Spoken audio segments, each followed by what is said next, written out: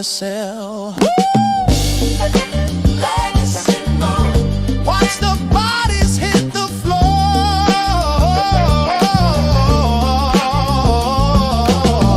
You know she's always leaving you wanting more. You can't hide from her too soon. Here comes Detective Legacy Moon.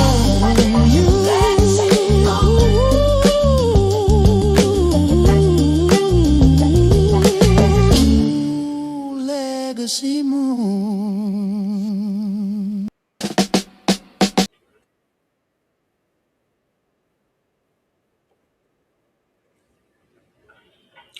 All right.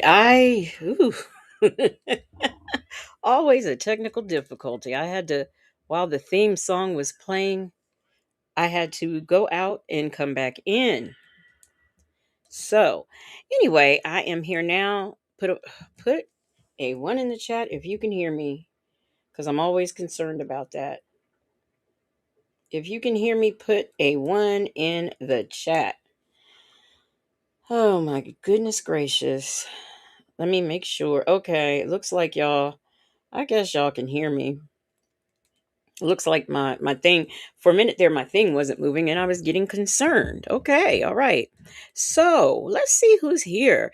We've got Bible Lady, Michi3, Justin's mom. Shirley testified finally is here, allegedly, is here. Miss Nisi in the building. Um, Mimi in the place to be. Snoopalicious here. Gigi creates. Val's non-wet ass is here. Just Nikki to you. Shirley testified finally. Coffee is brewing. Aunt Natty Muffin 218. Shark Tank Life. Dem folks. Nesto Shackle Shuffle Walk of Shame. Let's see. Life ain't over. Miss Mad About Music. Delicate Dell. Lonnie. Happy to be happy. Mama J. All right, y'all. We are going to get into some stuff. Now, I know today is um body cam. We always do body cam. I said Sunday is dedicated to body cam, but I've been throwing body cams in here, there, and everywhere. And I've been getting a lot of requests for Susan Lorincz and Lawrence. I don't know the name spelled one way and the daggone pronunciation is another. So I just say Susan.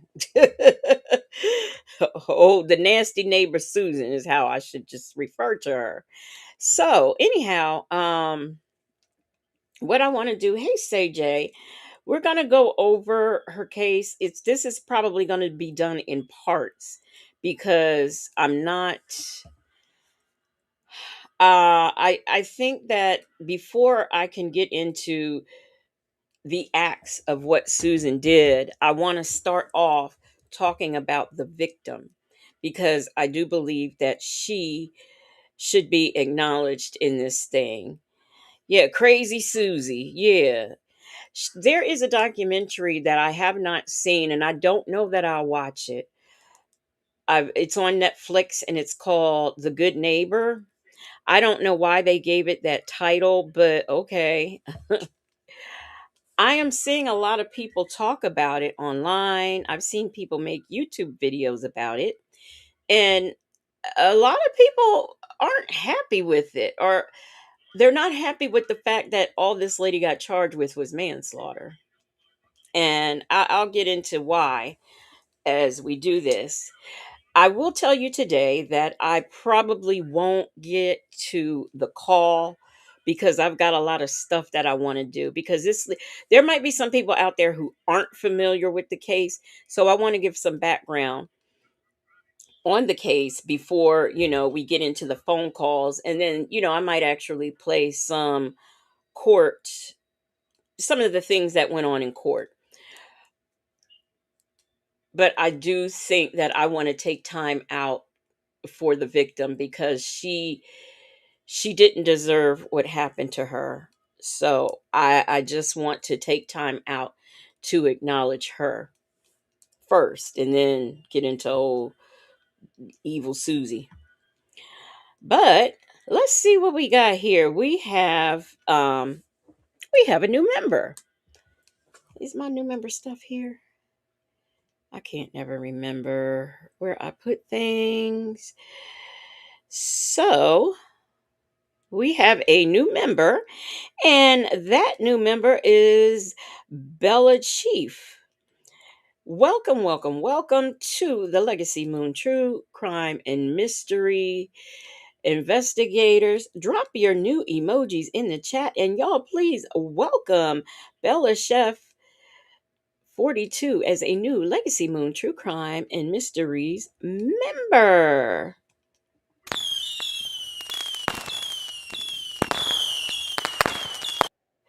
Then we also have a gifted membership from Nesto Shackle Shuffle Walk of Shame.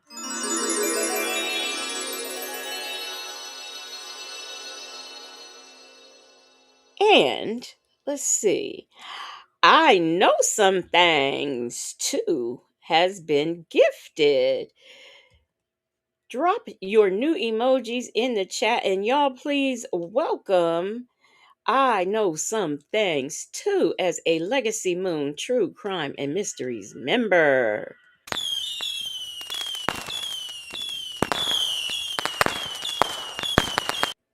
So I know some things to embellish. Chef. Y'all drop them emojis in the chat. Thank you, thank you, thank you so much, Nesto Shackle Shuffle Walk of Shame, for supporting the platform.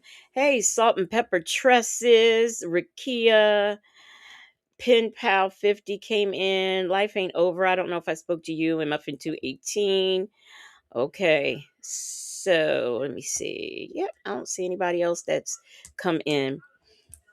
And I also want to let everybody know I put it on my community wall about my nephew's service yesterday. I do feel that I walked away feeling that he was at peace, and everybody did good during the whole service until the end where they played this slideshow, and it just took everybody out. Well, a lot of people out. But you just walked away at like you felt a sense of peace. And I posted on my community. I don't. Maybe I posted in the members about one of the things that they made, because they made. He passed away. He was only 48. He had no insurance, no anything. So covering all of the cost and stuff fell on us, and we had him cremated. And the people from my sister's Kingdom Hall, they really did some wonderful things, made some very beautiful arrangements for the not just the program, but floral arrangements, and even handmade. Like, there was a huge picture of him with one of the scriptures from Revelations.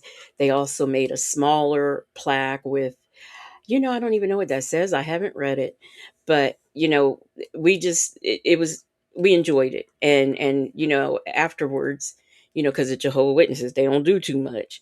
So, we all went out to eat, and we just swapped stories and just had a good time. It was my sister, my nephew, my niece, my nephew's girlfriend, and my niece's two best friends, his girls, my other nieces, my great nieces. They their mom and grandparents, they were home. We had to wait. We had stuff to load in the car, and them folks was hungry.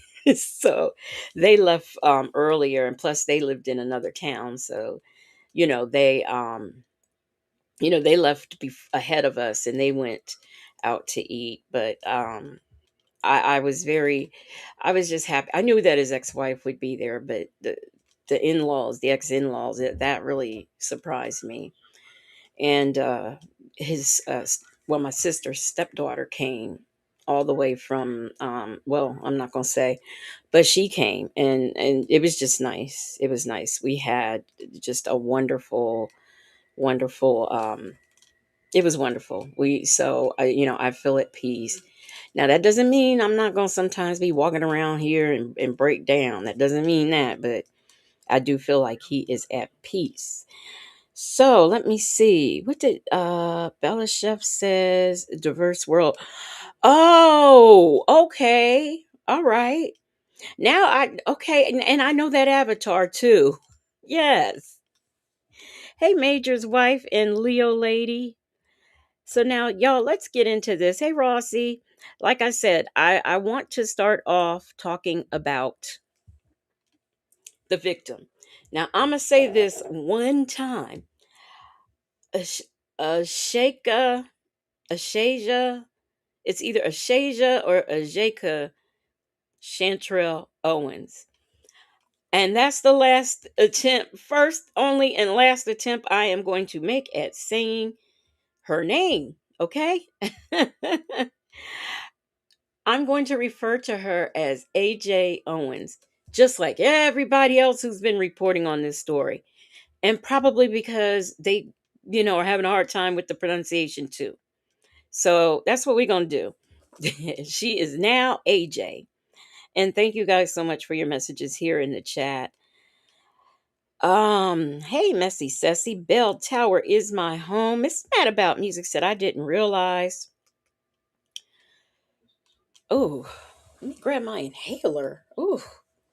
She says, I didn't realize the Netflix documentary was the story of this woman, Susan. Terrible what happened to the victim. Yeah, right, right, right. And hopefully I get to it tonight. I don't know how far I will get in the stuff. Y'all, excuse me. I gotta take this inhaler.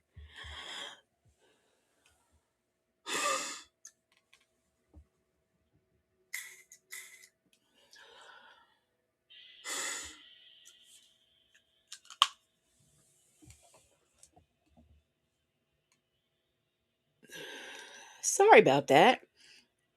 But you know what? I'm starting to see that documentaries that come out focuses more on the villainous people instead of the victims. There is another documentary I probably might will show for members, but I have to I want to do the story first of this lady and then get into the documentary. Hey, Nikki G. But I feel like documentaries are being made and victims are being, slightly mentioned, but they go on. And I don't like that. I don't like that at all. So let's get into AJ Owens, okay? Now, I'm going to tell y'all, I made like a sort of kind of slideshow. And all I'm going to say is fingers crossed because I loaded it up here and everything. I just want to make sure I get it on here and get it on here right. And we're going to talk about her for a few minutes and then we'll talk about the evil neighbor. Okay.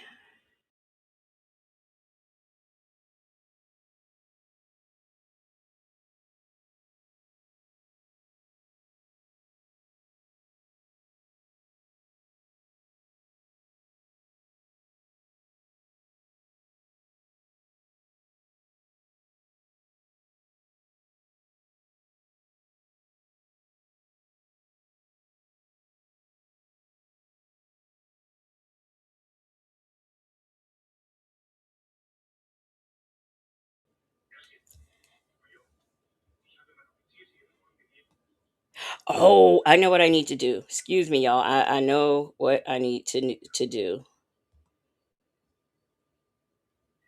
Let me do it this way. All right. Got it. Got it. Got it. Okay. So here we go. I just want to talk a little bit about her.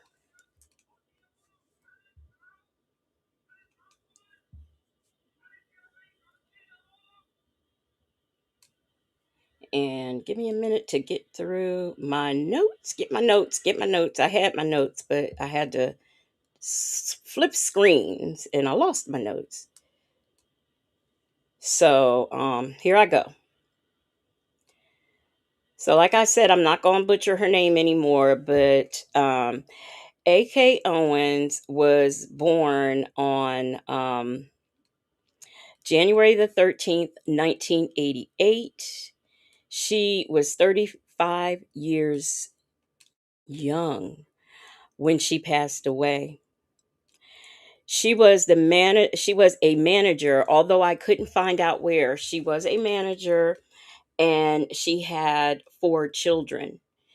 Now, in trying to find video footage of the children, I kind of I think that I was finding three kids. I kept finding three kids and I'm like, where's this fourth kid? I believe that this fourth kid was at least a toddler. And that's why I don't see I see pictures of him, but like I kind of wanted pictures of them together or at least some kind of identifying pictures that this was actually the baby. So I didn't want to put I think he's in here somewhere, but I didn't want to put, too much into it.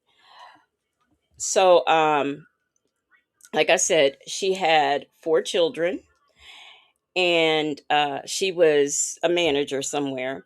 She was born in Fort Lauderdale, Florida, but at the time of the incident, she was living in Ocala, Florida. I hope I'm not butchering that, but at the time of the incident, that's where she was living.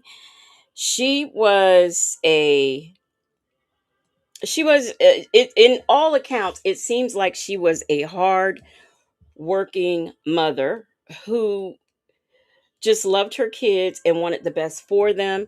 They went to private school that she paid for. And from just like I said, all accounts, I see nothing but good things. I've looked on her Facebook. I've seen nothing but good things.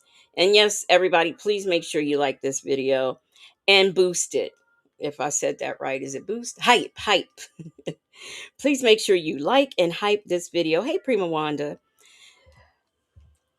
I really, I really feel bad that her life was cut short because I think that she would have just moved on and done some really great things. And the most heartbreaking part about all of this is that she was unalived in front of her children. And her son, this son right here that you see on the screen, he he feels guilty. He feels like it was his fault. And that's unfortunate. Can you just imagine the trauma that these children had that night and are going to have for many, many years to come? Now, I was going to save this till the end, and I'm still not going to. You'll see more in detail in the end or toward the end. Like I said, this is going to be probably in a couple of parts before we even get to the phone call. But I'll do a spoiler alert. Of course, her mother, oh my goodness, that lady's name is on the tip of my tongue, and I didn't write it down because I remembered it. But I want to say it's Anita, but nevertheless, of course, the children are now residing with their grandmother, her mother, AJ's mother, and she is suing evil Sue, evil Susie. You know, she's suing her. Well, don't you know this heifer is countersuing? I mean, have you ever? So this goes to show you that this woman is beyond evil. Like, I don't think there's a word invented to describe what this lady is. Which, by the way, that's another reason why I don't have her up here in this slideshow right here. Because that's not who we focusing on at this moment in time.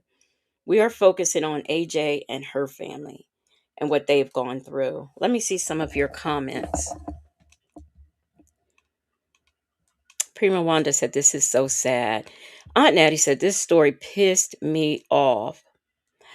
Nesto Shackle Shuffle Walk of Shame. We're gonna get into that. We're gonna get into that in a few minutes. How she was unalive. Make Beauty Forever said, "Damn, I knew that baby was gonna carry a guilt." Yeah, that just broke because I didn't know that until I started researching this, and that just broke my heart. It really did. Bell Tower is my home. Says, oh, the the Karen pew pewed her through a metal door. Make Beauty Forever says, that will have to they'll have to give them therapy. Salt and Pepper Tresses says that Susan woman is an evil old bat. I saw something in her trying to yeah, yeah. Voice of Fair Use. Thank you so much for the member milestone. What is the Voice of Fair Use saying in this member milestone? She says, "Hey Moonlighters." Well, hey to you, Voice of Fair Use, who has a YouTube channel. And if you haven't checked it out, go ahead and check it out. But thank you so much, Voice of Fair Use, for the member milestone. She has been a member for 1 month. Okay, one whole month. And I thank you for the member milestone. And thank you for supporting the platform. Where's my member milestone music? I don't have any here. Welcome. You mean to tell me I put the welcome and not the member milestone? What is happening to me? Something's wrong with me. I am so sorry I don't have any member milestone music, and I swore I did. This is the craziest thing. Well, I will get it over here for the next time, but I know good and darn well. Okay, wow. I'm so sorry that I don't have my celebratory music, but that's okay. I appreciate you nevertheless.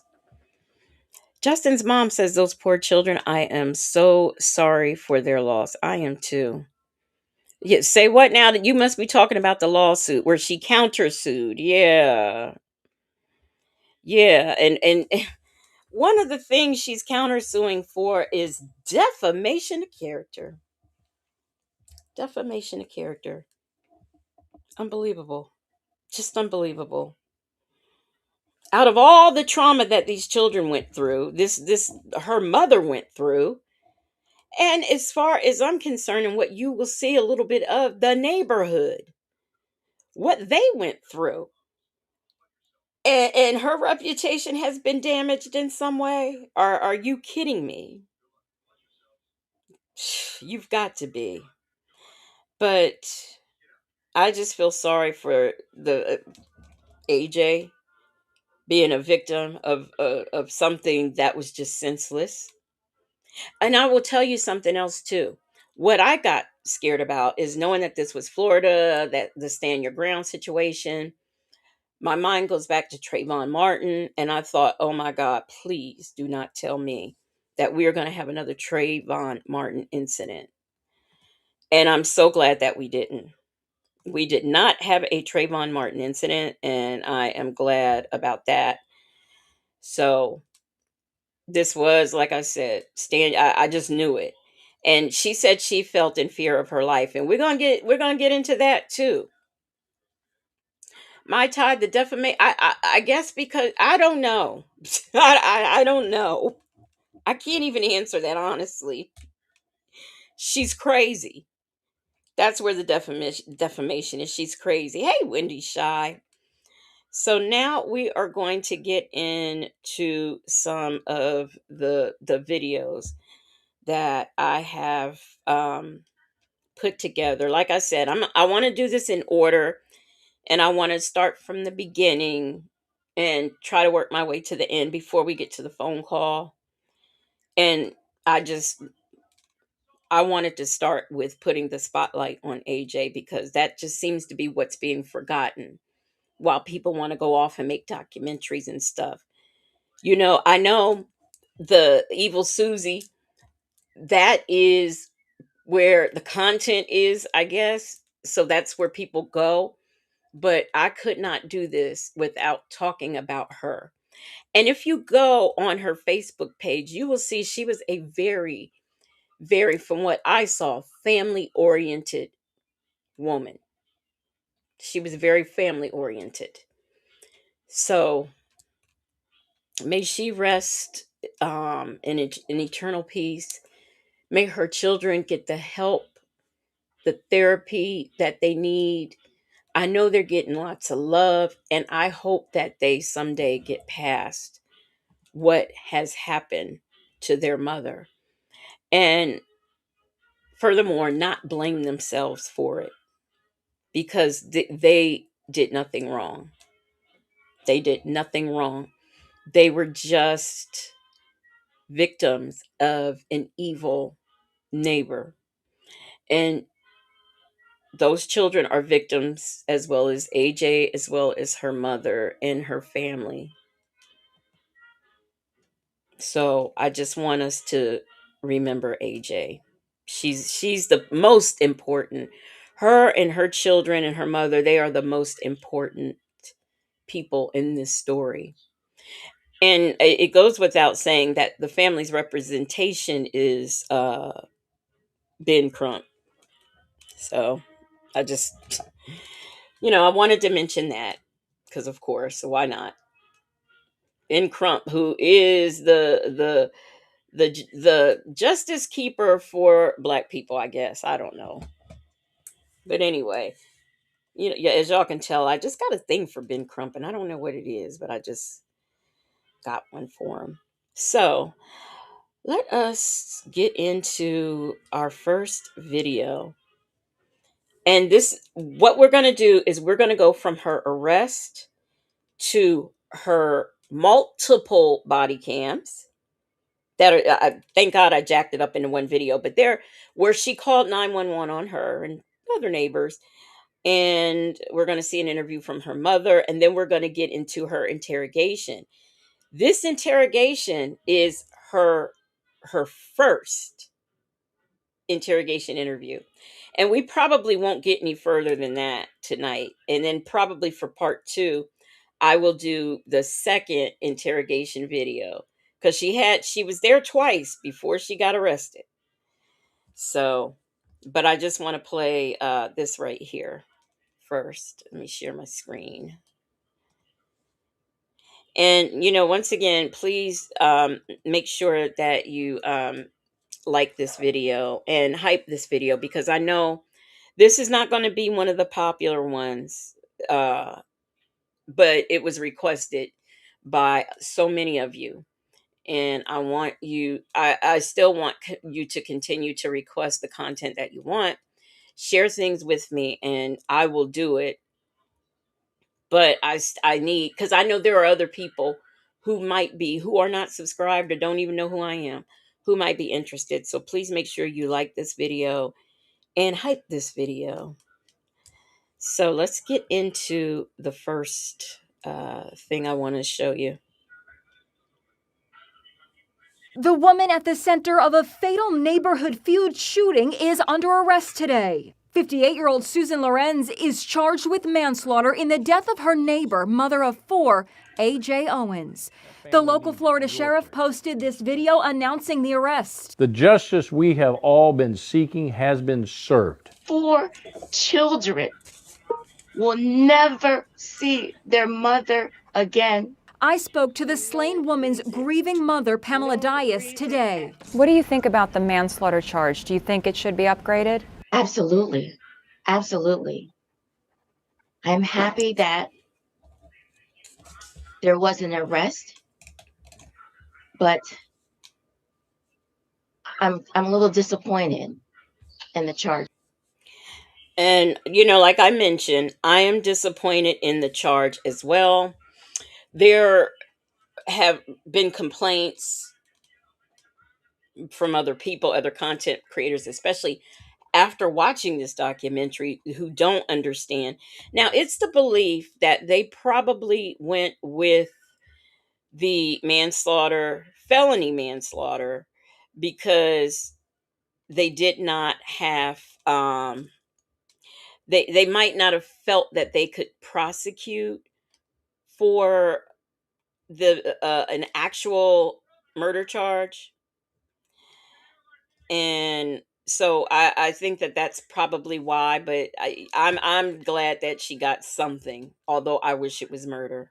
Just We're learning more about the long-running feud between the two neighbors, including claims that Owens was caught opening the neighbor's mailbox and walking with her dog on the neighbor's property. Cops say the fatal encounter between the two feuding neighbors came when Lorincz threw a roller skate at Owens' children. Cops say she also swung an umbrella at them. The mom went to confront the neighbor. That's when the suspect allegedly fired a single shot through the front door, killing the 35-year-old mom. Lorinz's arrest follows demands for action from the Owens family and their lawyer, Benjamin Crump. Did the news of the arrest come as a surprise? Only that it took 4 days is what came as a surprise. We knew that there was probable cause there. Lorincz, an insurance agent, is claiming that Owens has attacked her in the past and that her actions were justified under Florida's Stand Your Ground law. The sheriff says that's not so. This situation is a prime example of when it was not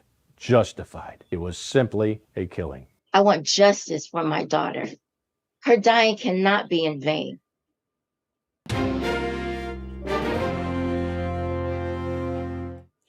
Okay, next up, we are going to see some of the 911 calls that she made in reference to this. Jet Black Straight says, Bell Tower is my home. Manic, thinking she can control everything and everybody. Muffin 218 says she is a liar. Bell Tower is my home. Said at Jet Black Straight. Right. Why didn't she move to a senior residence? CJ said when the one detective says, "What if that was an officer on the other side of the door knocking?" She still doubled down on that. She was in fear for her life. Yeah, I don't know why this lady thought that her theories I mean, she has doubled down on everything. Can't wait for y'all to see this interview she did. But anyway, let's go on to the next one. She was a menace to her neighborhood. A menace.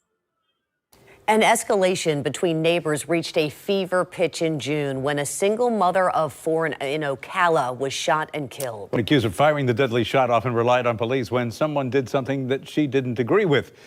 Treasurer Roberts combed through more than a dozen encounters that Susan Lorincz had with police and her neighbors over the past year. Body camera video of accused shooter Susan Lorincz reveals she had long-standing issues with several neighbors. Trust me, this ain't the first time I've been out here. Those are the sons, including children. And if you have heard the officer, he says that's not the first time he's been out there with this fool. He didn't say fool, that's me, but anyway, that's what he's saying. Jet Black Stray said, I believe the landlord even told her she can't stop the kids from playing there. Then move, lady. Hey, brown wife. And the thing of it is these kids were kind of like playing in a field. It's not like they were in her front yard. Her property, and she always be so racist, and they're playing over. And then the she tells us. Now, mind you, these aren't her kids. These are some other kids in the neighborhood. And she called us an N-word. In a total of 14. Oh, and you see there were other adults. These are two males complaining about this lady. Here's another one. Clips dating back to February 2022, I watched deputies continuously respond to this neighborhood because of complaints made by Lorincz. Kids have been out of control. They're screaming, yelling. The kids have been real. She repeatedly told deputies neighborhood kids bully her. I don't want to be intimidated by them screaming and yelling at me, telling me I'm a. And these are not high school children. Why is she intimidated by some 5, 6, 7, and 8-year-olds? Come on now.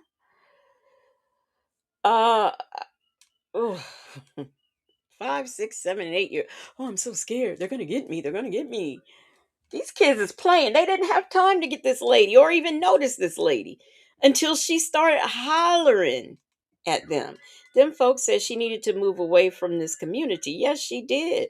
Running around calling children niggers and stuff. She lucky this wasn't the other way around. calling me Karen. They're calling me names. In April, Marion County deputies addressed her concerns about children playing in the parking lot. They need to be trespassed. They don't out of here. So what I'm looking at, Mind you, when she was look, let me do another spoiler alert. When she got arrested, they found multiple videos on her cell phone, other than the ones that she showed to police when they came out, but multiple of these children playing in the field on different days. It's like that was her life's mission. What does she care if the kids are playing in the parking lot? When I was a little kid, we played in the street. And it might have been the street in front of my house, it might have been the street in front of my friend's house, but nevertheless, we were in the street. We played. And was there an empty field that we could have played our little kickball in? Yeah, but that ball just don't kick as good on the grass than it does in the street. Kids, that's what kids do. They play in streets and they play in empty fields. That's the best play. When you play in empty fields, shoot, and in streets, depending on, like I said, again, like you can't hopscotch on grass. I don't know if this lady had children because I didn't do a whole lot of research on her because I really don't care about her. Mimi said she lived in an apartment community, how she owned anything. Them folks said I used to live in an apartment complex and there must have been 30 kids on the common areas sometimes. Where else were they going to go? They are kids. You know what? I know there are kids out here because I hear them. I know there are kids out here because the bus comes and get them, but honestly, I don't know where they play, and we're kind of in the front. So maybe I know there's a dog park. I do know there's a playground. I don't know. There might be fields or something where they play. I don't know, but I just don't see a lot of kids playing in the street and stuff. The most I see is adults walking their dogs, but I don't even see kids out here. But I know they're here because I hear them. I know they're here because the ice cream man comes all the time too. Jet Black Straight said you rent an end unit next to the open parking lot. Duh. That's where the kids will run through. Bell Tower is my home said, and most of them kids have been there longer than her. Pen Pal 50 said, no, she didn't have any kids. Okay. Muffin 218 said she should have moved to a 55 plus community. I don't know why she didn't. Mai Tai said she tried to say the landlord told them they couldn't play there. He came back and said he never said that and he didn't own the field. Yeah, she did try to tell the police that. Yeah, she's a liar. She is a liar. where they're at, you can't trespass anybody from that location. The issue is that the parking lot is a common area. Mid-conversation, a man walks into the frame near her porch. Officer, can I talk to you for a second? Whenever you get done. He's Yes. trespassing. I'll get over here in just a second. He's trespassing. You hear her? The deputies engaged the neighbor. Did you hear her? This man walked up and said, can I talk to y'all when y'all done? She says he's trespassing right now. This guy wasn't even on her property. He wasn't even on her property. And she won't say he was trespassing. Snoopalicious says she was old, lonely, and bitter. No one was having kids with that. Neighbor away from her residence. I was trying to reason with her one day because we were all playing here. Young kids, everything jumped. So, all right, let's go. And she's like, hey, you know what? One day you guys are gonna die. And I'm like, and that's when I like, whoa. Lorincz interrupted their conversation. And apparently they're gonna match tip. Hey. I'm getting too much feedback on the phone from the dog. Can you at least go someplace where he's not barking? Please, I'm getting too much feedback. I can't hear myself. Dog. Tapping. It's a dog. You can't Oh, by the way, there's a common theme you will hear. She keeps complaining about getting feedback from stuff. If the kids are playing, she's getting feedback and she can't hear on the phone. If the dog, like that dog, so now not only does she complain about this man. Now she's complaining about this random dog who I don't see with an owner and who I don't see on a leash. So that's another problem. But she she wants the police to do something about the dog too. It's messing with her feedback, and I don't know what this feedback is. She always keeps talking about.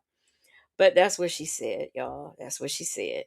And the police said that's a dog. What you want me to do about it? Stop the dog from barking. Yeah, but too much feedback. Can you please at least go So, I'm not getting so yeah, that's, tell me, that's, All right, well, you have a good one. Apparently, we can't stay in here and have a conversation. Ajike Owens had interactions with Lorincz before the day she was shot through a closed door. It's funny because I'm the one that never comes outside and says. Okay, this is AJ, Ashika. This is AJ right now. In February last year, deputies spoke with Owens, who said Lorincz badgered her kids. My kids take the dog out. The other day she tells my son, I'm going to have you arrested and we're going to jail. He's 8, so he's terrified. He won't even walk the dog anymore. Owens told deputies when she addressed her neighbor about the comments, Lorincz mentioned race. Oh, you black people always this. Okay. Owen says Lorincz flashed a private property sign. Once she put it down, AJ picked it up, threw it, then walked away. I guess she's already on the phone and I'm being attacked. Someone's attacking me. On the last call captured on video before AJ Owens was killed, you could hear a frustrated deputy mumble about the encounters with Lorincz. Psycho. That was Treasurer Roberts. When the police call you a psycho. Now, I don't know if he said it so low because he didn't want it picked up on his body cam. But when the police call you a psycho, because you keep calling them, you a psycho. Reporting, Lorincz was arrested 4 days after the shooting. She is charged with manslaughter and assault and faces up to 30 years in prison if convicted.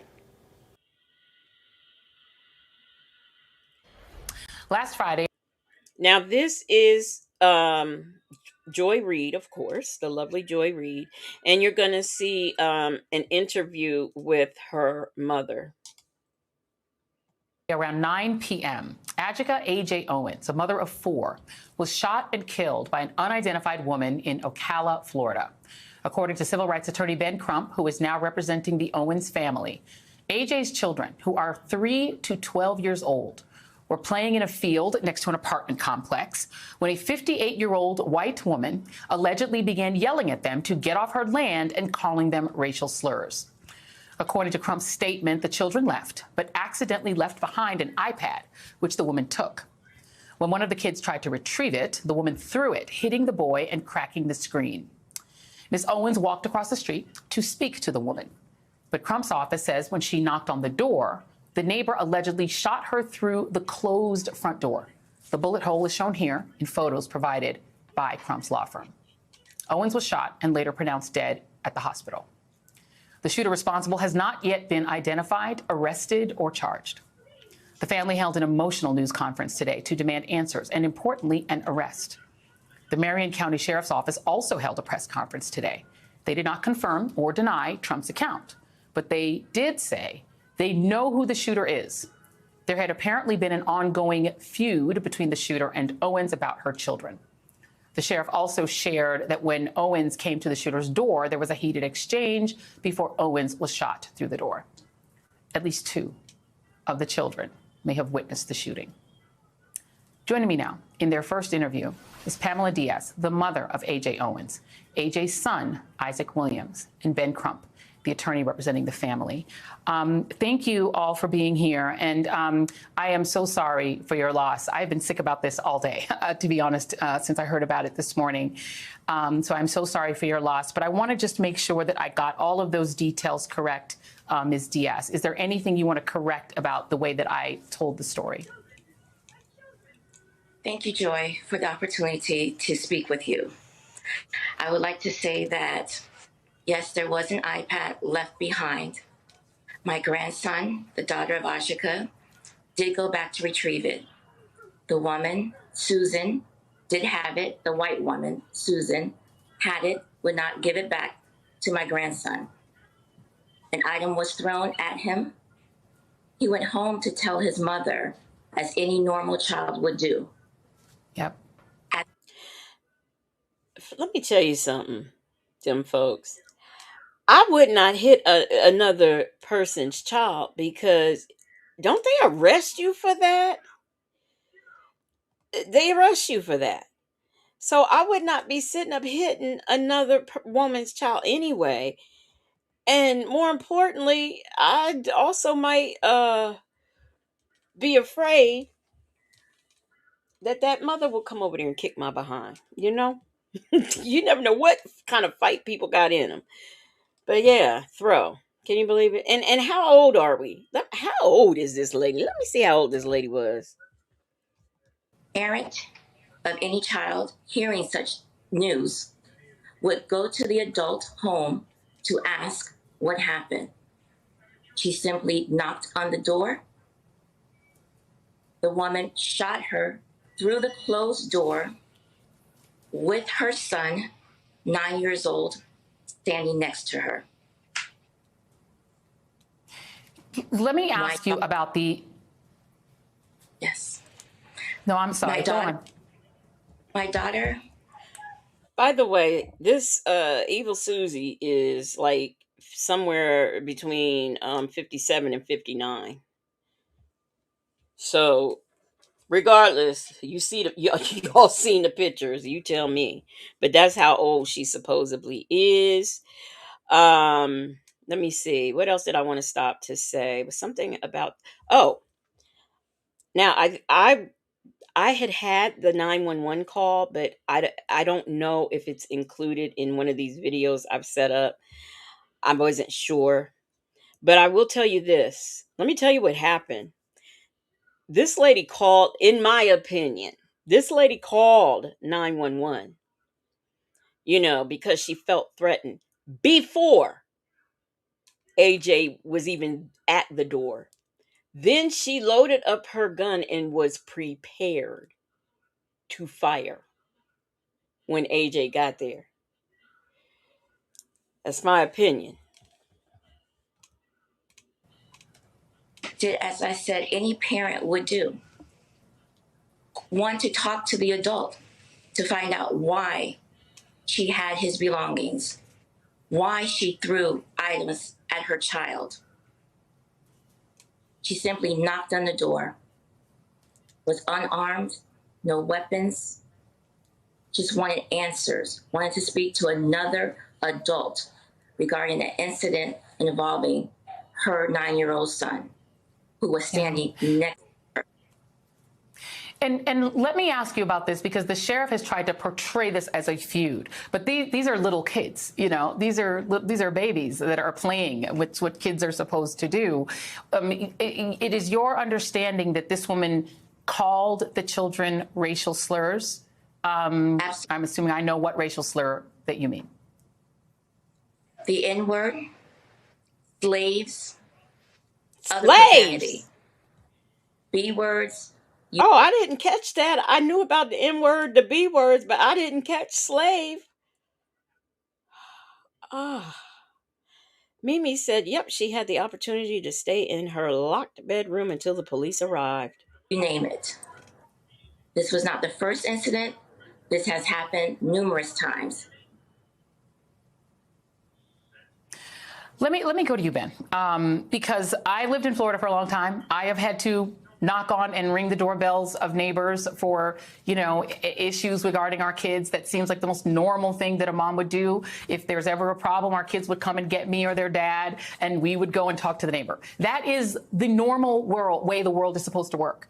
But now in Florida, you have stand your ground. And I can't imagine kids could trick or treat in Florida now, because it's too terrifying, because there are people who would shoot anybody that they see coming at their door or on their driveway.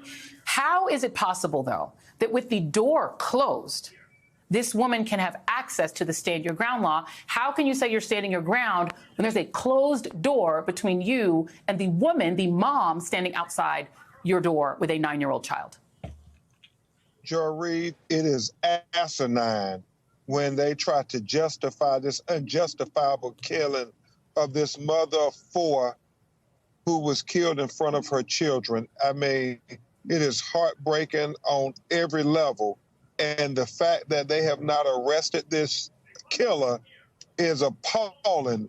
We know, Attorney Thomas and I talked about, if the roles were reversed, there is no way they could tell us they would not have arrested a black woman from shooting a white woman through her door.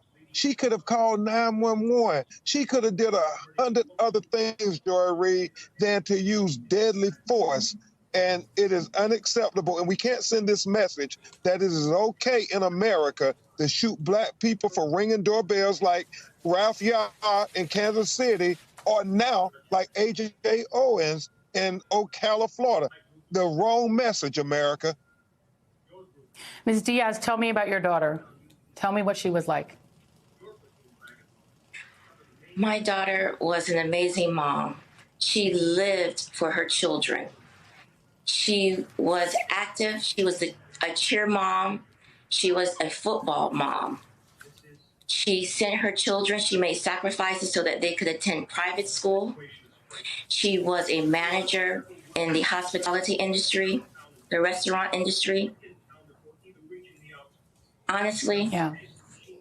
I don't even know how she did it. She is an amazing testament to all mothers in this world. Yeah. And Isaac, sweetie, I know you miss your mom, but she seemed like an amazing person. And you don't have to say anything if you don't want to, but she seemed like she was very cool. And so I'm so sorry. I'm so sorry. Mom, what is going to happen with these beautiful children?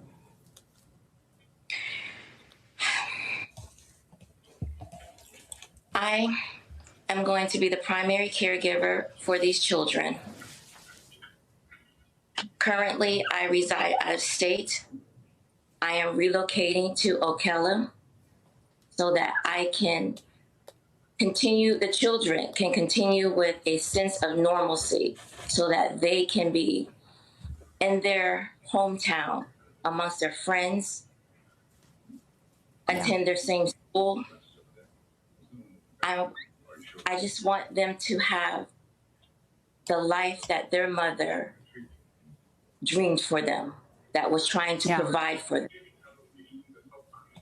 So. Yeah. Well, thank God for awesome moms, awesome grandmas like you, Pamela Diaz. God bless you. Sweet Isaac, God bless you, sweetheart. And Ben, we are literally turning bullying into murder.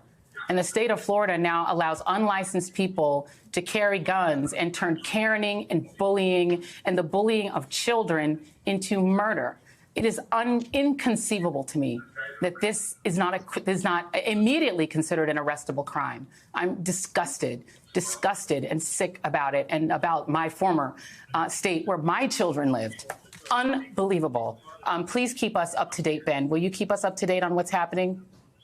Absolutely. Let's say her name on the same day that Breonna Taylor and Tyree Nichols would have been 30 years old had they not been taken from this earth unnecessarily. Right. A.J. Owens, let's say her name. Amen. Amen. A.J. Owens, God bless her memory. Pamela Diaz, Isaac Williams, and Ben Krupp, thank you very much. We'll be right back.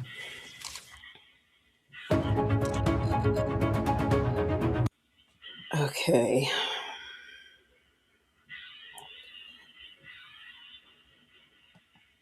Now, this is, wait a minute.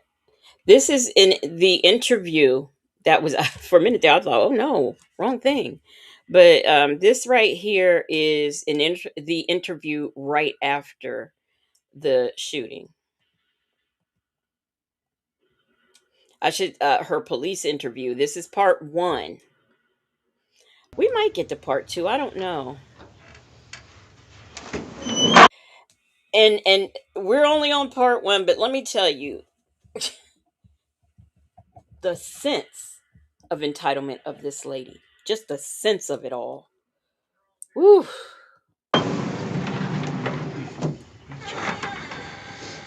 Hi. I'm sorry, I'm just sitting here because I was freezing. Oh, it is chilly in here, isn't it? Susan? It's freezing. Yeah, I'm Detective Stitt. This is Detective Peterson. Okay. Can we just get you to slide that chair back over here just a moment? I'm sorry to keep you waiting so long. had a lot we had to sort through before we could come and talk to you. So again, I'm Detective Stidd. I'm an investigator here with the Sheriff's Office. Could you give me your spell your name for me? Is it Susan? Susan, S-U-S-A-N. And do you have a middle name? Louise, L-O-U-I-S-E.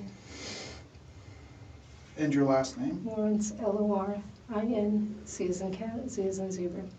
Thank you. And what's your date of birth, Susan? 7/23/64. And your address? 1662 Southwest 107th Lane, Ocala, Florida 34476. And you live in an apartment number 3? Mm-hmm. Thank you. What's a telephone number for you? 352-777-5909. 5909? Mm-hmm. Okay. So, do you know reason why we're... Oh, absolutely. Okay. So, did the deputies like put handcuffs on you or anything with it? Because there's a lot of things going on, and we're trying to sort through the moving pieces to try to figure out what happened. Mm-hmm. So, naturally, they want to secure Understood. the scene in that under that circumstance, and then to handcuff you. Mm-hmm. So we're working this investigation. And at this point, you're not free to leave, so I have to make you aware of your rights, before we talk. So I have to read this to you. You have the right to remain silent. Anything you say can and will be used against you in a court of law. You have the right to talk to a lawyer and have him present with you while you're being questioned. If you cannot afford to hire a lawyer, one will be appointed to represent you before any questioning if you wish. You can decide at any time to execute these rights, not answer any questions, or make any statements. Do you understand each of those rights I've explained to you? Yes. Okay. So the reason I'm trying to clarify all the events that happened tonight, and to try to, because really I only have, statements from people that were out there, and I would like to get your side of things and try to understand what exactly happened tonight, or last night now, I guess it is. Good gravy. Basically, the neighbors were out there screaming, yelling. The kids were running back and forth. I had a miserable headache. Went inside, laid down. They finally got quiet. I came outside, and the 3 boys are there. I'm like, guys, you're trespassing. Okay, can I say this as a person who suffers from migraines? I have never, and believe me, there be sounds I don't want to hear, like people's alarm going off in their car, children screaming outside, not screaming because they're crying, but screaming, because they might be getting in their parents' car or getting off the bus or whatever. And as bad as my head has hurt, I have never even thought about hollering out the window at these children, let alone throwing anything at them, let alone hurting them in any kind of way, let alone hurting their parents in any kind of way. Never, ever, ever. If anyone has come in, hello, hello, hello, and welcome, welcome, welcome. Come on, out of here. And he's like, I want this and I want that, and fuck you and fuck this. I'm like, oh, okay, little big kids, because they're all really young. And So you say you came out and they were... I wanted to check my truck. Every time I had my truck on one side, the kids would throw the balls and hit the truck. Okay. So I moved the truck to the other side, then they moved themselves to the other side, and they keep just, Just hands in the ass. antagonizing you? Oh, God, Yeah. horribly. Okay, so when you said that you came outside and they were there, the 3 boys were there, where were they at? They're right in front of, that little cove that's Like there. the privacy fence? They were right there. Okay. Right in front. Inside the privacy fence, like No. on your patio or No, outside? they were just right outside. Okay. And I'm like, guys, come on, leave. Because I wanted to check the truck and everything. And then they were like, I'm going to tell my mom. Outside the privacy fence. Okay. All right. I'm like, go tell your mom, I don't care, And Have you had problems with them before? oh my God, yes. And they've been harassing me last week. They came out they were actually in the vestibule area. And they were like, wake up, wake up. I was watching TV. I'm like, really, seriously? Because, after a nice long shift, it's just when I want to hear these little run. How long have you lived there? 3 years. 3 years? Mhm. Okay. These children had nothing better to do than to say, "Wake up, wake up." I know, what is it called when you ding and dash, when kids ring the doorbell and run? They think that's fun. They think that's funny. I never did. That's one game I never played as a child. But I can't see a child just going, wake up to some adult when they could be playing some other kind of game outside, whatever. I don't know what they play, now at this age, but I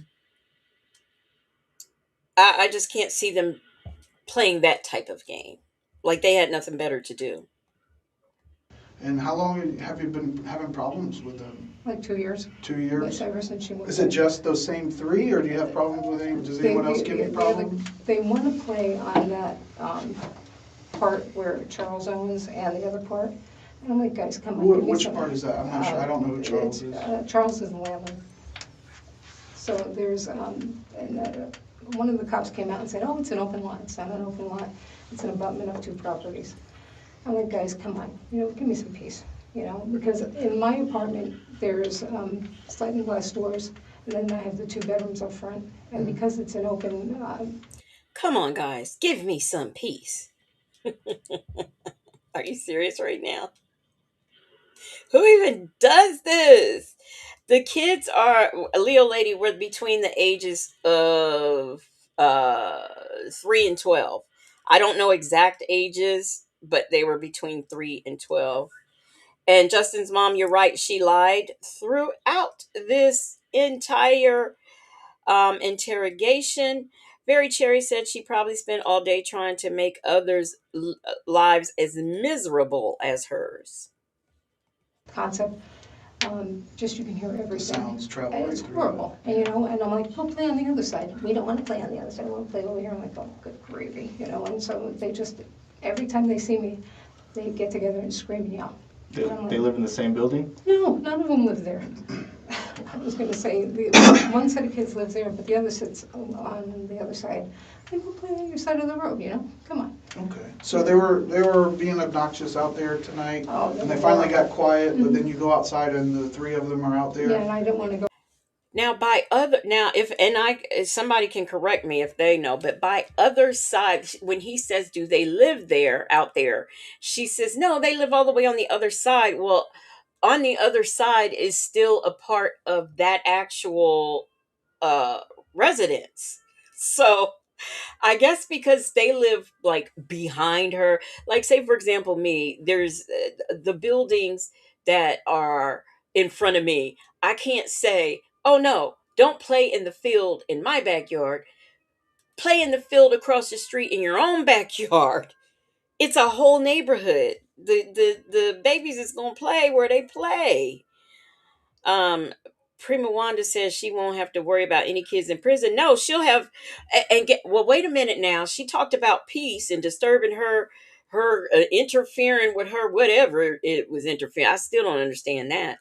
But she don't have she gonna get a lot of interference in prison. Believe me. Go any further because he's like, I'm going to kill you. I'm going to kill you. I'm like, what in the world? Who said that? Ajike's kids. AJ's kids. One of AJ's kids said, I'm gonna kill you. I'm gonna kill you. First of all, I don't believe that. And second of all, y'all see how she's lying. And can y'all hear?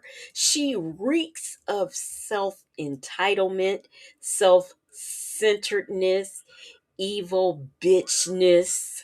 She just reeks of all of that. Snoopalicious says she won't have peace either. Okay. So who is it?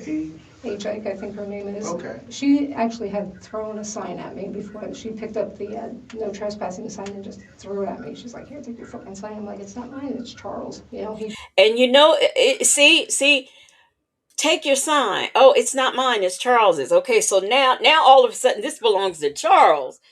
But, and to be fair, AJ said she threw the sign at her because AJ is what? Tired of her. Just like the police were tired of her. Michi 3, you want to say it was across the street? Yeah, but and there's a whole like she does not control that field. Even if kids from another neighborhood come over there to play with the other people, have friends. Um, People have friends come over when y'all were little. Did y'all have friends come over to play that lived in another neighborhood? You know, that's what happens. That's what children do, especially if it's a summertime, spring break, or whatever. Yeah, your friends gonna be, especially if they're your friends you play with in school, they are going to be in your neighborhood. Now I'm gonna try not to interrupt this too much because we want to get all her lies, and I want y'all to hear it, but y'all know I have to do some interrupting. But you know, also when I get a little bit excited and she pisses me off just a tad bit, I might have to interrupt. But anyway, here we go. Doesn't want you guys here. So it's just, you know, she's been in my mailboxes, she sends the kids in the mailboxes. When did she throw a sign at you? I want to say last year, just after I had my neck fused. I'm like, oh, good gravy. What kind of sign? Like one of the ones you buy at the store, like a plastic, like on the It was fence? a metal sign with a little metal, like a real estate sign. But it had no trespassing, so it was about that by that. And yeah. Is it the same one that was out there tonight, or is it different? Mm-hmm. Okay. They stole that sign. So what happened tonight that led to the conclusion that? Well, that I'm like, kids, go home. So they go home, and then all of a sudden she comes out, and she is just banging on my door. I'm like, go away. I'm not dealing with you tonight. And then she started banging so hard, everything started shaking. And I'm like, you really need to leave. And then I'm gonna fucking kill you. And she's just banging away. You know, and I'm like, oh, Jesus Christ. You know, and since she has actually harmed me, I'm like, it just keeps getting worse and worse. I'm like, I don't know what to do with her. And she banged so hard, it looked like my door was gonna fly off. And I panicked. And I was like, oh my God, she's really gonna kill me this time, you know. And so I don't even actually remember picking up the gun. I just remember shooting. Where do you keep the gun usually? It's in my bedroom. That's where you keep it, like in a cabinet or something, or just like? So we had to go to the bedroom to retrieve said pow pow in her story. So she hear this knocking at the door. I'm gonna kill you. I'm gonna get you. And so she was so just terrified behind her locked, closed door. She took the time to go into, instead of taking the time to wait for the police to get there, she took the time to go back there and get this pow pow and just shot through the door. That's what she says. Like I said, I told y'all, I believe she called 911 first. Then I believe she retrieved that gun, then called 911 and then shot before this lady even got over there. That's what I believe. Bell Tower is my home says not just the bedroom, the garbage can. Just Nikki to you says she had a headache but was able to go get her pow pow. Yeah. I still, Mimi, I agree with you. The word here is premeditation. She wanted to do that. And I think she thought that there would be no consequence to it. It's just, I actually keep it in the trash can. Okay. Next to the bed. I know nobody would look in there probably, right? You know, and I didn't think about it, and I'm like, oh my. Okay. So Bell Tower is my home kept bringing this up, and I wanted to wait till she got to that point. Here's what I want to know. Did she have, like, was this thing in the trash can and trash was on top of it? Because let's say that that's the way it happened. That means she had to dump out the trash on the floor, on her bed. She seems like to dump the trash on the bed type of individual to me. But she had to dump this trash can out that's in her bedroom, sort through the trash and pick up the darn thing. Okay, let's follow her story though. Say J says, who keeps a pow pow in the trash can? This, like the officer said, well, ain't nobody gonna look in there. And that is true. Ain't nobody gonna look in there, but that's just I thought people kept it under their pillow, which I don't think that is safe, but at least in the nightstand drawer, maybe in a dresser drawer under some clothing, something like that. Because if somebody comes in to say rob your home, 9 times out of the 10, most of the robberies take place when you are not home. So if somebody found it then, what do you care? You weren't home. But to have this for your own protection and to have to go through all that just to get through it is that's crazy. Hey, Kayla K, how are you doing? She says, yes. Yeah, that's weird. Keeping it in a trash can. Michi3 said she dug in the trash. Yeah, I mean, just who does that? And I just started panicking, and I really feared for my life. I mean, honest to God, I was like, "Oh Jesus Christ!" I'm a nervous wreck. And by the way, okay, I told y'all I'm gonna try not to stop it, but if she was in such fear, let's pretend she was so scared of what was going to happen. Um, why didn't she just retrieve it and still wait for the police to get there? Why'd she have to? Nobody was in her house. There was no ground to stand. She was behind a locked door. You know, I'm not supposed to be getting nervous or anything like this because I have an aneurysm on my left kidney artery. Hoo So hoo. you're supposed to stay calm. You're not supposed to do anything. And this Oh. woman just keeps antagonizing me. She's got the kids calling me. I go out, they're like, "Hey, Karen." I'm like, "I have a doctoral degree. Do not talk to me like I am one of your peers."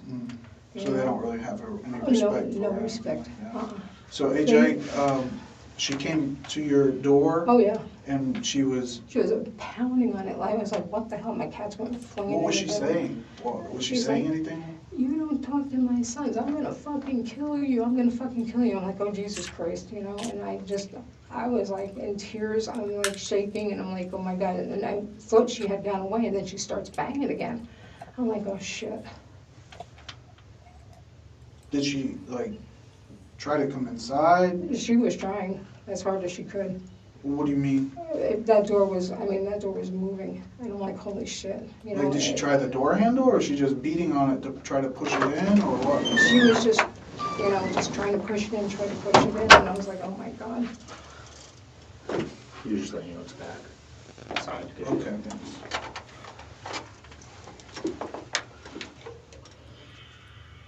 So what was she saying again? She's like, "You can't talk to my sons that way." You know, I'm like, "You're trespassing," you know. So you were communicating with her through the door? You were Yeah, and able I'm to- like, all right, just leave. You know, I don't want to hear it. "Now I'm gonna fucking kill you. I'm gonna fucking kill you." Now, if the officer says, "What'd she say again?" Hey, Diva Law, why are you left out the part where she was going to kill you? You left that part out this time when they asked you. And see, they don't ask you that because they forgot where they left off, or they forgot what you said. They're asking that because they want to hear, are you going to repeat it? Because if it happened, you're not going to forget, especially something like where you pulled a trigger. You're not going to forget. So you're going to tell it the same way every time. She's not telling it the same way every time. You know, now she's got the kids calling her a Karen. Snoopalicious says, I believe AJ said that. You believe she said she was going to kill her? I don't know. I don't know. Because, see, this lady records everything else, but she didn't record that. Why she ain't got that? Why that's the one thing I would have recorded all of this.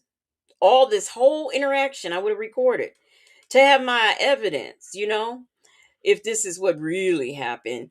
Say Jay says, I know at one complex I lived, there were these boys that are brothers and were bad, and their mom hated me. Why? I didn't know. Her one son was friends with my son until she wouldn't let them come to play. Let me tell you something. When I remember being a kid, and the first time I was like 4, and the first time I was called a nigger. Now I didn't understand. I didn't know, and this was in base housing. I didn't know what that word meant exactly. I just know I shouldn't have been called that. That's all I knew. So, I went and told my mom. I went in the house and told my mom, and my mom took me over there and knocked on that lady's door, that boy's mom's door. And I'm convinced that these kids, they say these words because they've heard these words, of course. But um this, my mom was talking to her, and he told his mom, first he said he didn't do it, he didn't say it never happened, right? Then later on in his story, he said, well, he said that I hit him. I was, over there, and I hit him.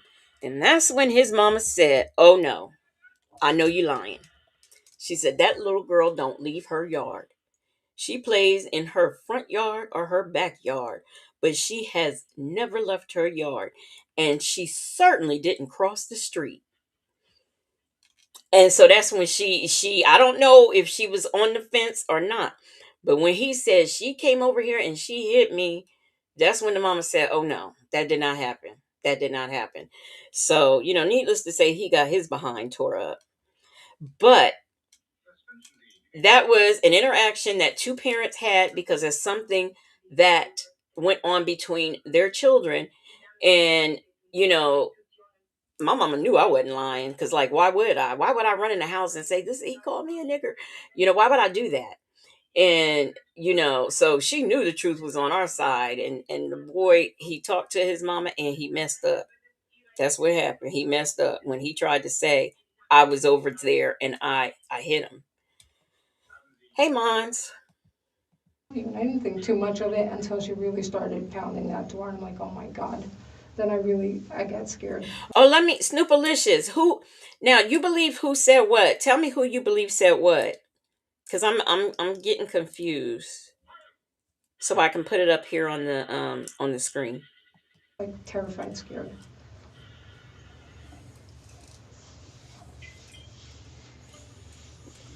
Now, you had initially called, Because it was, did you call 911 or Yeah, did you use the non-emergency number when you called? when the first time, because kids said, I'm going to kill you, and my friends kill you, I'm like, oh my God, what the hell's going on now? I'm like, I don't need this aggravation. Okay. So you called, was it 911? Yeah, I called 911. Okay.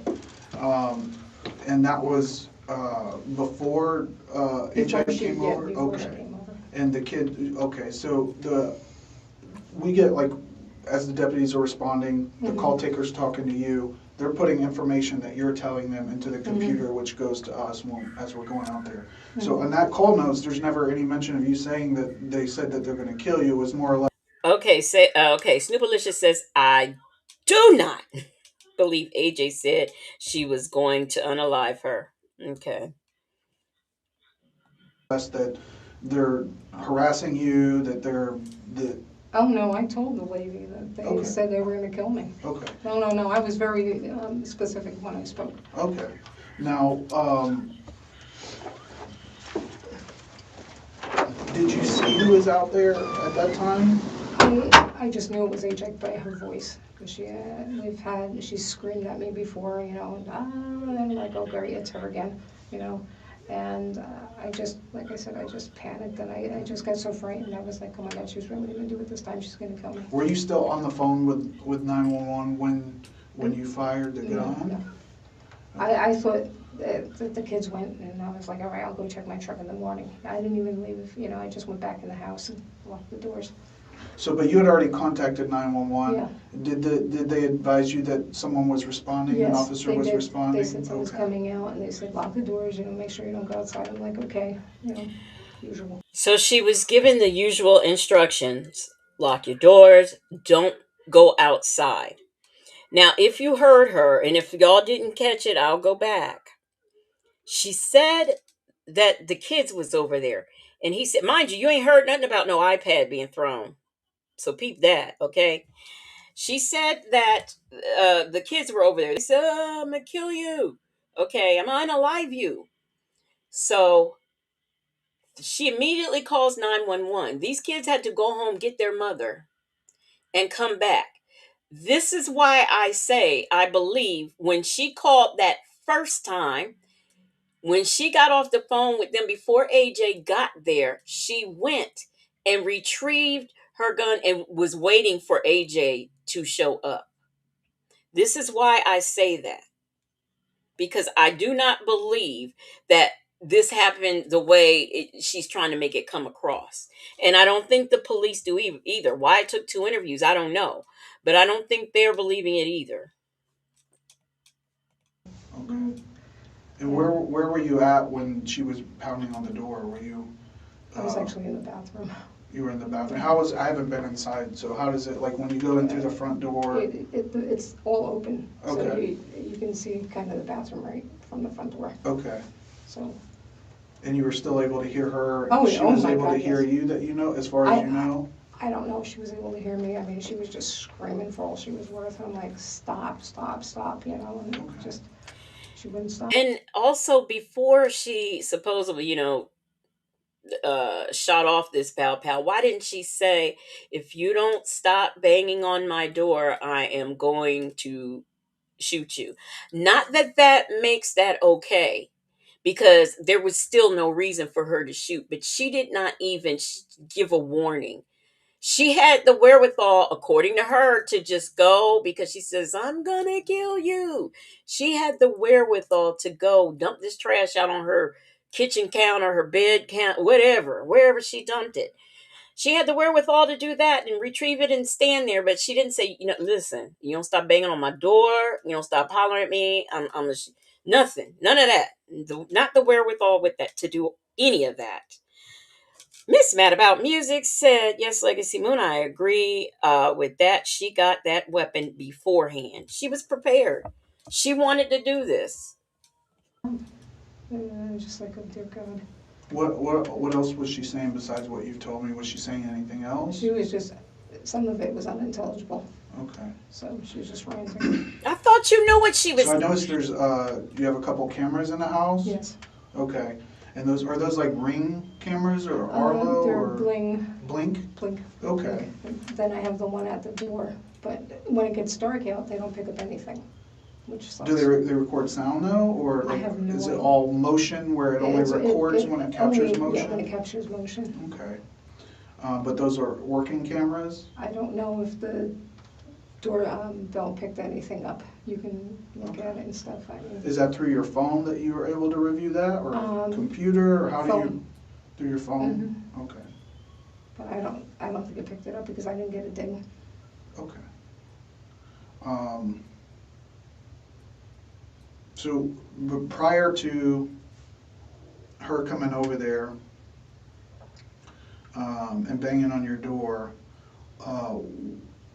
because we talked to a lot of people that were out there at the time, and there was some statements given to us that you had taken a tablet or picked up a tablet that was No, on sir. the ground? Absolutely not. No.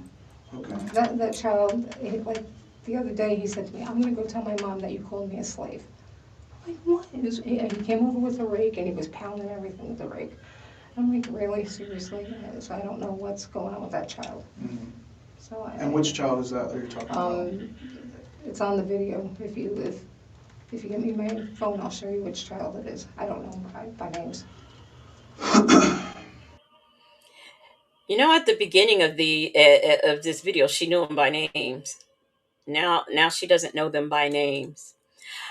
I have not heard. I have not been able to find. I would love to hear somebody somewhere on YouTube, Court TV, whatever, who did commentary, or I have to search through the court stuff some more, because I have some specific things that I wanted to show from. I don't listen. I don't like to watch trials from beginning to the end. They tend to be lengthy, and I lose interest. But I would like to see what was found on this Ring doorbell. I don't know this. Like I said, AJ seemed like she was a very good mother, a very attentive mother, a very involved in her children's life mother. So I know, just me being a little, if I went in the house and took something, or I want, like, our tools was in the garage and in the shed, both which were locked. So if I was wanting to get a rake or something, my mom would ask, where you going with that rake? Or what you want with a rake for? Where you going with that broom? Something. You mean to tell me this boy was over there with her? I want to see this. I need for someone else other than her to confirm that this child was banging on her door with a rake. this child whose name she don't know. Very Cherry says, right. She knew the names and the ages. Now all of a sudden we don't know them. And this is the, may I remind you, we are still watching the same interrogation video. We have not switched to the next one. We're watching the same one. And now all of a sudden, I don't know how many minutes in, she can't remember the names of the children. And it's something wrong with him. He's disturbed. Let me, while I'm here, I got some super chats. Bell Tower is my home says, I'm scared, but if someone unalive me, at least my bladder empty and hands are clean. Did it cut off? I don't see the rest. I think it cut off. It says, after that, it says and then it stops. Bell Tower is my home. Let me know if you had any more to say in that super chat. And thank you so much for that super chat. Now we have another super chat from Mama J. Thank you so much for the super chat, Mama J. She says, thanks for covering this legacy, Moon. I believe the officers knows this woman is psychotic. She's probably the talk. I don't know how big Ocala, Florida is, but she's got to be the talk of the police department because they're going out to her house. You heard the officer say, she's psycho in his body cam that I don't think he meant for it to pick up. But you see, ain't nobody complaining about that. Thank goodness. Ain't nobody making a big deal about that. Them folks says that's how, thank you, Mama J, for the super chat. Them folks said, that's how my mom was too. What do you need that for? Right. If I was, look, if I was taking out my own toys, Mom, where you going with that? What you gonna do with that? Just stuff didn't leave the house without us being asked. Where we're going with it. Muffin 218 says these old biddies are always busy bodies. Hey, Miss Principal. Miss Principal said Ocala is not bigger than Orlando. As many police officers that has responded to this lady, I'm telling you, they already knew what time it was when they brought her in there. Like I said, that's why I don't know why it took 2 interviews. Is it one of the older ones? Yeah. Okay. How you know? And what was the deal with the roller skate? Because again, we talked to a lot of people who were outside and kind of witnessed some of this. They keep leaving all their toys around. The other day, I almost killed myself going out. I had an early morning doctor's appointment, and I didn't see the roller skate, and I almost killed myself. I'm like, guys, stop already. This is not your garbage yard. And the kids. These kids have been having problems with her, and you mean to tell me they left a roller skate in her yard, driveway, wherever this alleged roller skate was? Really? And this has been an ongoing thing? Okay. He's got his roller skates there, and I'm like, really? Take your roller skates. And I threw the roller skates. I'm like, go fetch them. Just enough. Because did you throw that at them? Oh, God, no. Okay. No, I just. And what is the thing about the umbrella? You have an umbrella? I thought it was raining before, and I walked out and it wasn't raining. I'm like, okay.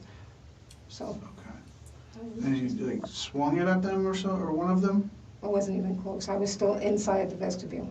So. How can we explain that then with people saying, like multiple people that weren't like talking to each other, that if they were saying that that's what they saw? I don't know. Maybe I did step out and I'm like, guys, go away, but I would never touch them. Gee, how the story turned. With it, but not exactly. Okay. If I did it was probably because I was just so like, come on. Okay. But I know. No, I had the umbrella because it was gonna rain. Well, what if I told you other people said you were, they were given a different story and it's all the same? Oh, well, yeah, maybe I kind of, come on, guys, come on, swat it at him. You see how controlled she's trying to be with her words. If you compare that to the videos that we've seen of her, the 911, collage of videos of her calling, how animated and loud she was then.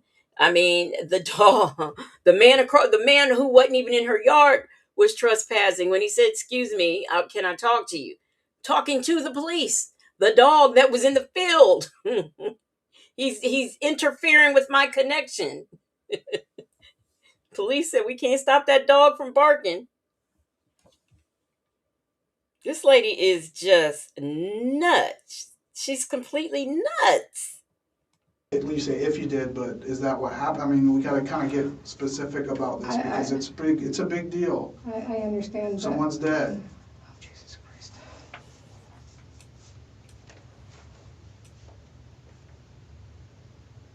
Oh, boo hoo hoo, lady. So that's why I say it's important to be specific and honest Stop. about everything. Okay.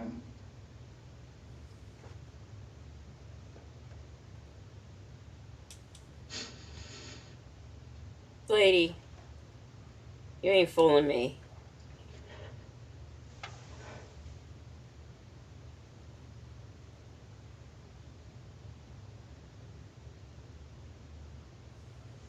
And I know from what it sounds like, I talked to several people out there, and it seems like this has been an ongoing thing where the harassment. Now, usually I will say, as a person who wears glasses, when you cry, you have to lift them glasses up to wipe those tears. Y'all see any tears? Them folks says cops are getting frustrated with her. Mm-hmm.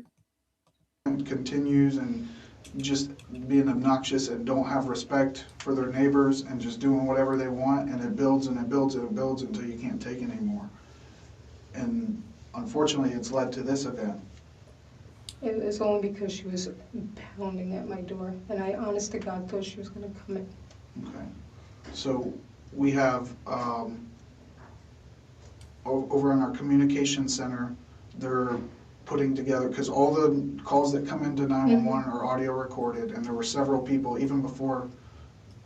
So there's open lines, we're recording and getting audio of exactly what's being said, not to mention if your camera's captured anything, okay? So that's why I'm like asking you before we go through that, and if something is different than what you're telling me, we need to clear that up now, because if it, you know what I mean, if the evidence shows something different than what you're saying, it doesn't look good, and I want to be open and honest with you. I that just know that she was pounding and pounding on the door and scaring the shit out of me. Okay. You know? But is there any reason why, if we reviewed that evidence, she wasn't saying, "I'm going to kill you"? That's what I heard. Okay. I mean, that's what I honestly got. That's what she heard, but the video evidence that I know they done already seen or looked at says different. Okay? But that's what she heard. That's what she heard. Heard, you know, it's just what I heard. Okay. Did you ever look out the door to see? And I know you said you kind of recognized her voice. So. I never looked out the door. Okay. I was afraid to get to my door, to be brutally honest. I mean, I was like, oh my gosh, she's gonna bust it in and just gonna... Where were you standing when you shot the gun? And you said you shot the gun through the door? Yeah, through the door. I just panicked. It was probably by the kitchen table somewhere. Okay, by the kitchen table. And how many times did you shoot the gun? Once. Just once?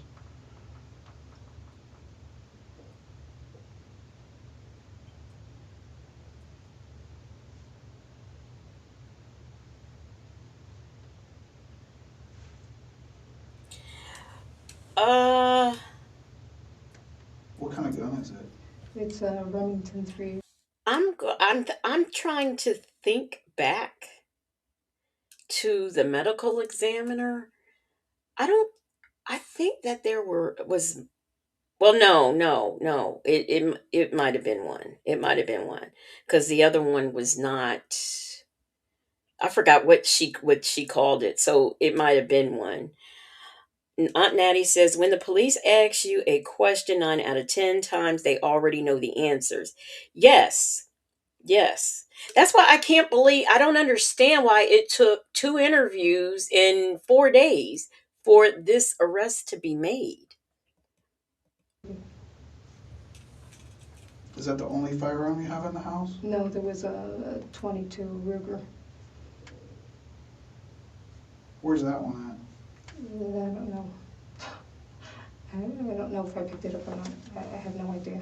Maybe the garbage can. And after you fired the round, what did you do? She said, ow, and I'm like, oh my God, I hit her. It just, clicked, I hit her. Oh, like, Jesus Christ. And She I thought said, I just, ow. nicked something. I never ever. And what did you go out there? No. You didn't go out there? No. Did you? Ow, you hit me. That doesn't even sound right. Call 911 back? Yes, I did call 911. Okay. And what did you say? And I said, she was pounding on my door and I shot my gun. I'm pretty sure that's what I said. Okay. And she was threatening me and she was saying, I'm going to kill you, I'm going to kill you. So. Okay.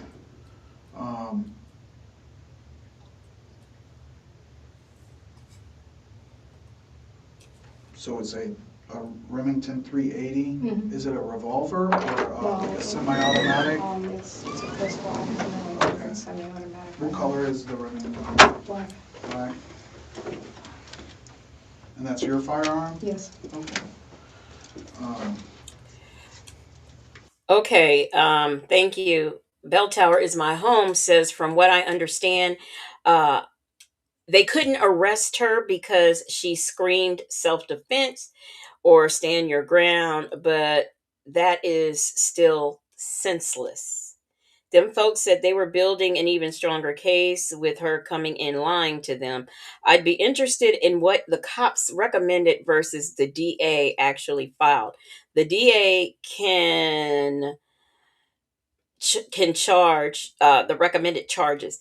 I think, like I said, I've watched other content creators who have commented on the documentary that I haven't seen, but a lot of them were saying that they believe that they probably went with felony manslaughter because they thought that would be easier to prove. And I don't think they wanted the question of, say, stand your ground. I don't think they wanted another Trayvon Martin travesty.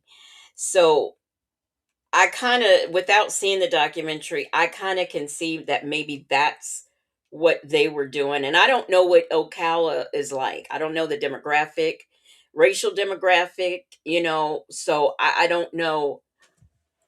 That could have played a lot into how it was charged. Wendy Shy said they gave her every benefit of the doubt. They didn't want to arrest her. You think so? Because in this interrogation, it doesn't sound like it. Aunt Natty says, Legacy, I think they wanted to dot their I's and cross their T's. Michi3 says, I heard that too, Legacy. Wendy Shy says they charge what they think they can prove. Right, right.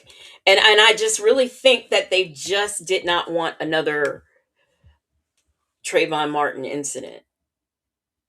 Travesty, as far as I'm concerned. And I really do think that that's why they went the way they did. So, again, we're trying to get to. There's always two sides, right? Mm-hmm. And when there's the truth is somewhere usually lying in the middle mm-hmm. somewhere. And I'm not trying to discredit what you're telling me, and I understand your concerns about, this is your area. You want to be able to be relaxed and not have to worry about all this riffraff. Basically, yeah. But unfortunately, we can't get the other side from mm-hmm. Ajike, I think her name is. It's Ajike. Right. But we can't ask her. Oh wow! You even know how to spell her name. But of course, it's AJ. It's instead of an E, it's an A on the end. But she was awfully close. Because I'm telling you, I've been working on this for a couple days. Been looking here and there at things, and yeah. I keep forgetting how to spell it. I keep twisting up letters or adding a letter that don't belong. Oh, she was on the money with that. I have not listened to the jail call yet, because I'll be honest with you guys. I didn't follow the case. I didn't follow the case because I just thought it was going to be not guilty, some foolishness. So I didn't want to watch it. And then when she was found guilty, I was like, well, okay, finally, victory for us. And then after that, next thing you know, time has gone by and the jail call popped up. And I said, well, maybe I'll cover that. But I hadn't even listened to the jail call yet because when I decided that I wanted to do it, I didn't want to hear the jail call until I did this part of it first. And then I listened to the jail call and then, of course, review it, which is what I thought I was going to come on here and do. And I was like, no, we need to, I want some justice and recognition for AJ, her children, her mother. Before we get into this weirdo, this evil lady, and I wanted to do like sort of a timeline. So I haven't heard it yet. Right? So then we have to go by other people who may have seen or heard things, videos, 911 call recordings and things like that. And again, I have no doubt that they harass you and give you problems all the time. But again, when we review all the evidence, if it's going against what you're saying, and I know you say you heard this, but up front you said that's what she said. But I mean, that it's very important to be detailed and specific and honest, because again, if the evidence doesn't match up with what you're saying, then when we take this and show this to a prosecutor who ultimately makes decisions about whether this was a justified event or not, if you're not being completely honest now, it doesn't look good, you know what I mean? Just telling you what I know. So,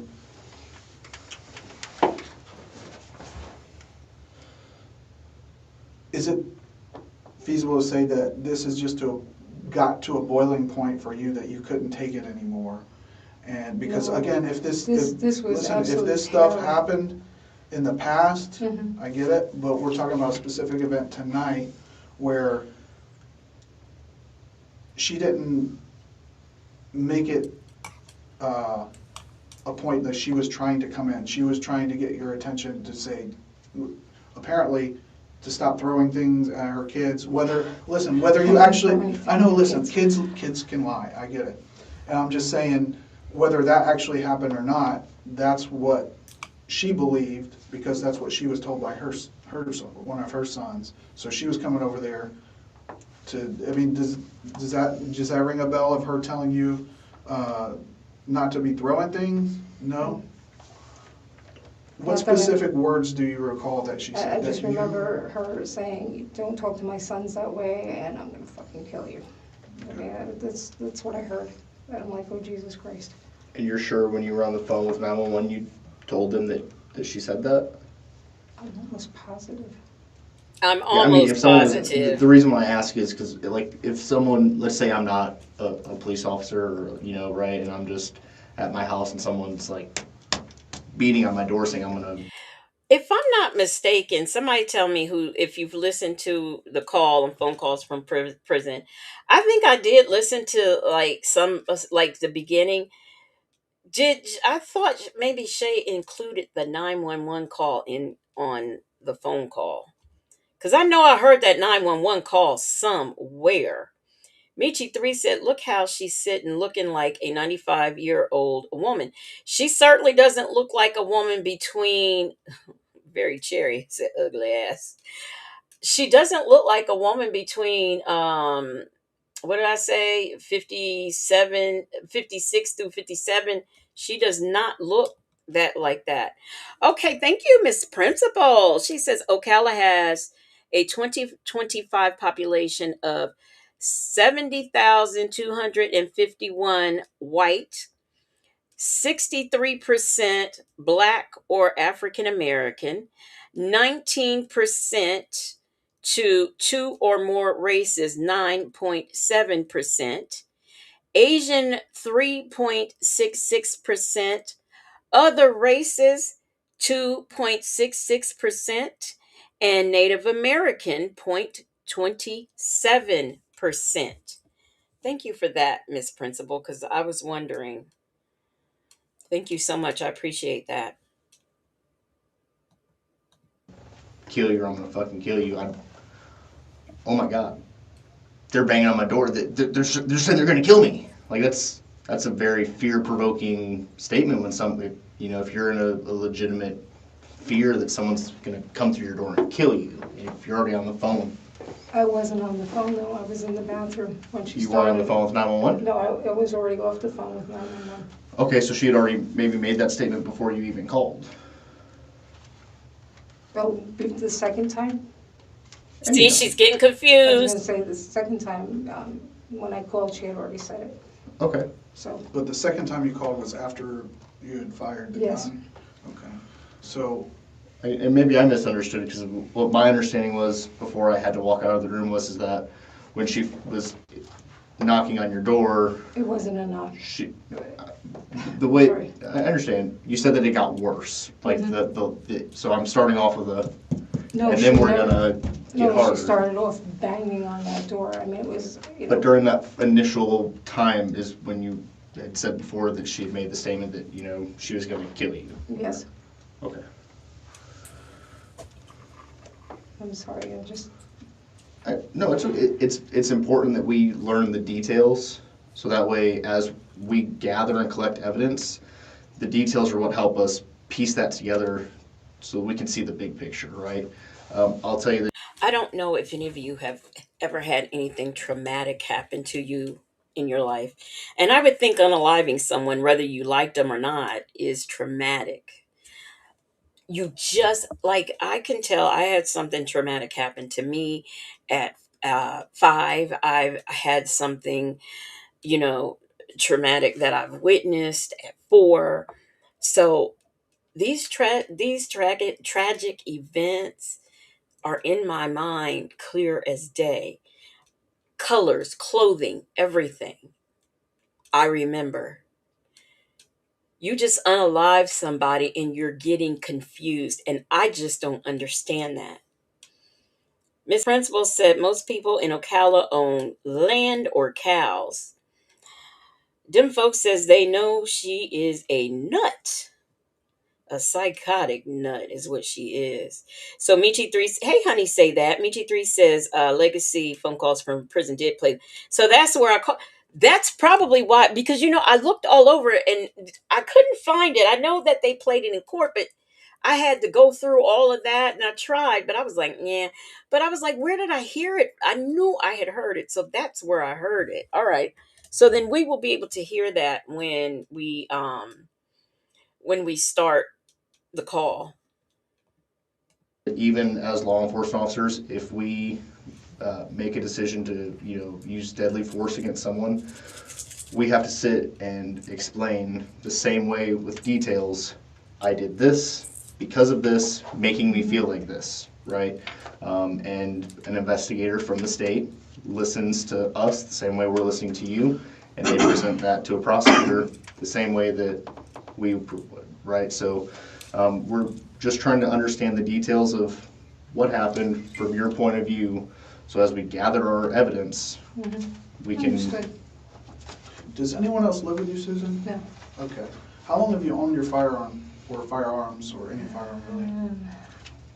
Trying to think, I bought the Remington maybe a year ago. Okay. And was it just for personal, protection, Yes, it personal was- protection? yeah, Do you carry it with you No. if you go out, just for home? Only if I take it to the range. Okay. Do you do that often, or how often do you think that you've shot at the range? Or? Probably 4 or 5 times. Okay. I used to be terrified of firearms. And then when the first time she threw the things at me and she was just so horrible to me, I'm like, I had just had neck surgery and I'm like, she could have really killed me, And I just was like, oh dear God, she was just violent. So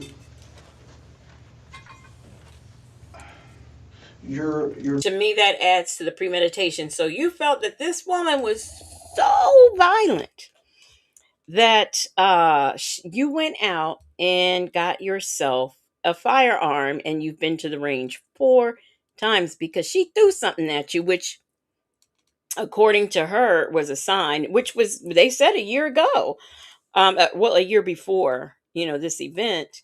So yeah, she threw a sign at you. and you thought you needed to go get a firearm because you had just had neck surgery. This lady has had a lot of surgeries in a short amount of time. She no, she's not even 60 yet, Wendy Shy. She's not even 60 yet. Door is kind of like. Okay, y'all. I ran out of water. I can't believe it. And I need some more. So y'all let me know if I missed something while I'm gone. Probably not wood or whatever, but you can't really see through it. There's no windows or anything like that. And I know your sliding door is a little further over, but something that he mentioned, as far as our training, when we have to go through making a judgment decision where we might have to pull the trigger, we have to know what we're firing at is a deadly threat, or what we recognize as a deadly threat. So my question is, how do you know what you're firing at when you're firing through a door that you can't see through, when you don't know if there's also a child outside standing there? Or, I mean, basically I'm asking you, what were you aiming at, and what were you intending to do when you fired that gun? I was just fearful of my life, and I was just like, go away, go away. That's all I could think of, was just get out of the situation, just go away already. And But when you fire through a door that's closed, was it locked? yes, it was locked. Okay. And, you said you're in the bathroom, which I understand you said it's kind of an open floor concept in there. So it's kind of open, but I'm assuming there's walls around the bathroom. You've got a door, you can close it. And I'm not saying that, I mean, you're within your right, you're in your house, you don't have to do that. But if I'm looking at a door that's secured, and whether someone's banging on it or not, law enforcement's already on the way. At what point do you, The door is broken. the door's broken? That whole side panel, people have, she's pounded on it more than once, and he fixed it, but when everything started rattling so much, I was like, oh my God, she's gonna bust through it. Okay. So it's broken right now, or it was broken before and then the landlord fixed it? He didn't, cherry rigged it. He put screws through it so that the centerpiece was supposed to stay in there, but she was pounding it so hard. I mean, everything was just rattling, and I'm like, oh my God, it sounded like a horse kick. It was so loud. One thing that I think my partner was trying to get at, and I don't know that I actually heard an answer to the question. When you're inside the house and she's on the other side of a door that you can't see through, and she's pounding on the door, you make the conscious decision to aim your gun at the door and fire one round, right? Just one round? Yes. Fire one round. Were you trying to hit her, or were you trying to scare her off? Were you trying to make a loud noise to say, like, hey, I got a fucking gun, get away from my door? Or were you I was never intending to hit her. I just thought, I thought I hit really high, I was just like, kind of, it's the first time I ever really used it, where I was, like... Not on a paper target. Exactly. I was like, oh my God. So I was shaking. I mean, I was... If you thought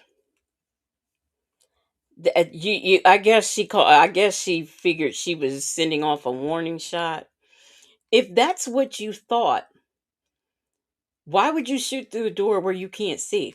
One thing I know you learn at the gun range, and I've never been to one, but one thing I know you learn is to shoot at the target. They even have targets there for you to shoot at. So why is it that you thought you was going to shoot through a door and scare this lady?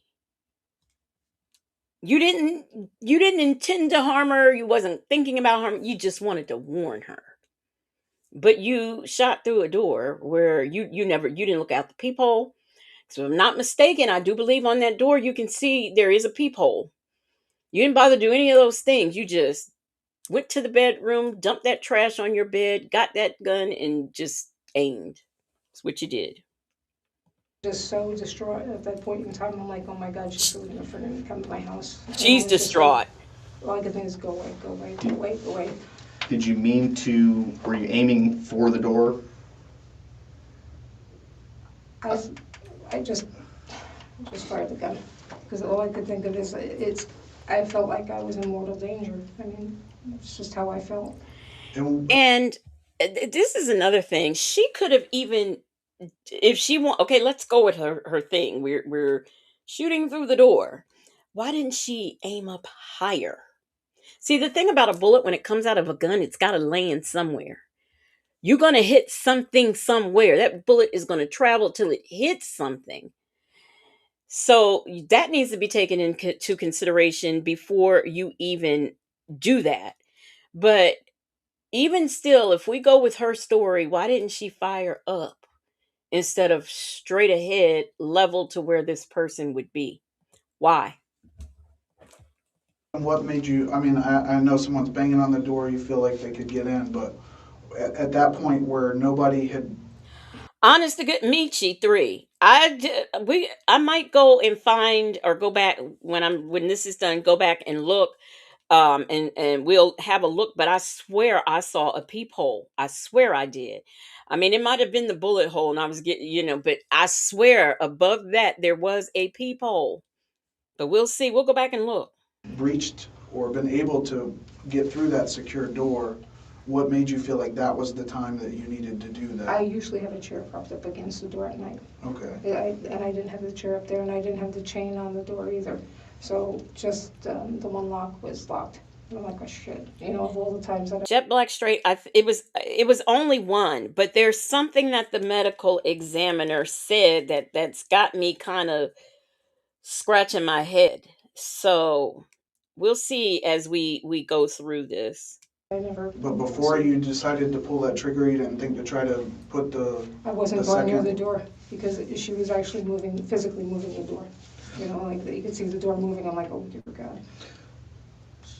So the thing is, and again, I can 100% sympathize with being fed up with that kind of harassment and that kind of disrespect.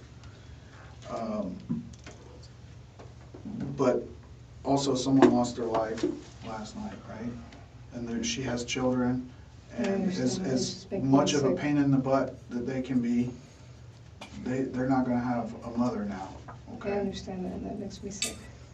And that is, as a parent, I think is like the ultimate reason that we need complete honesty. And I think what really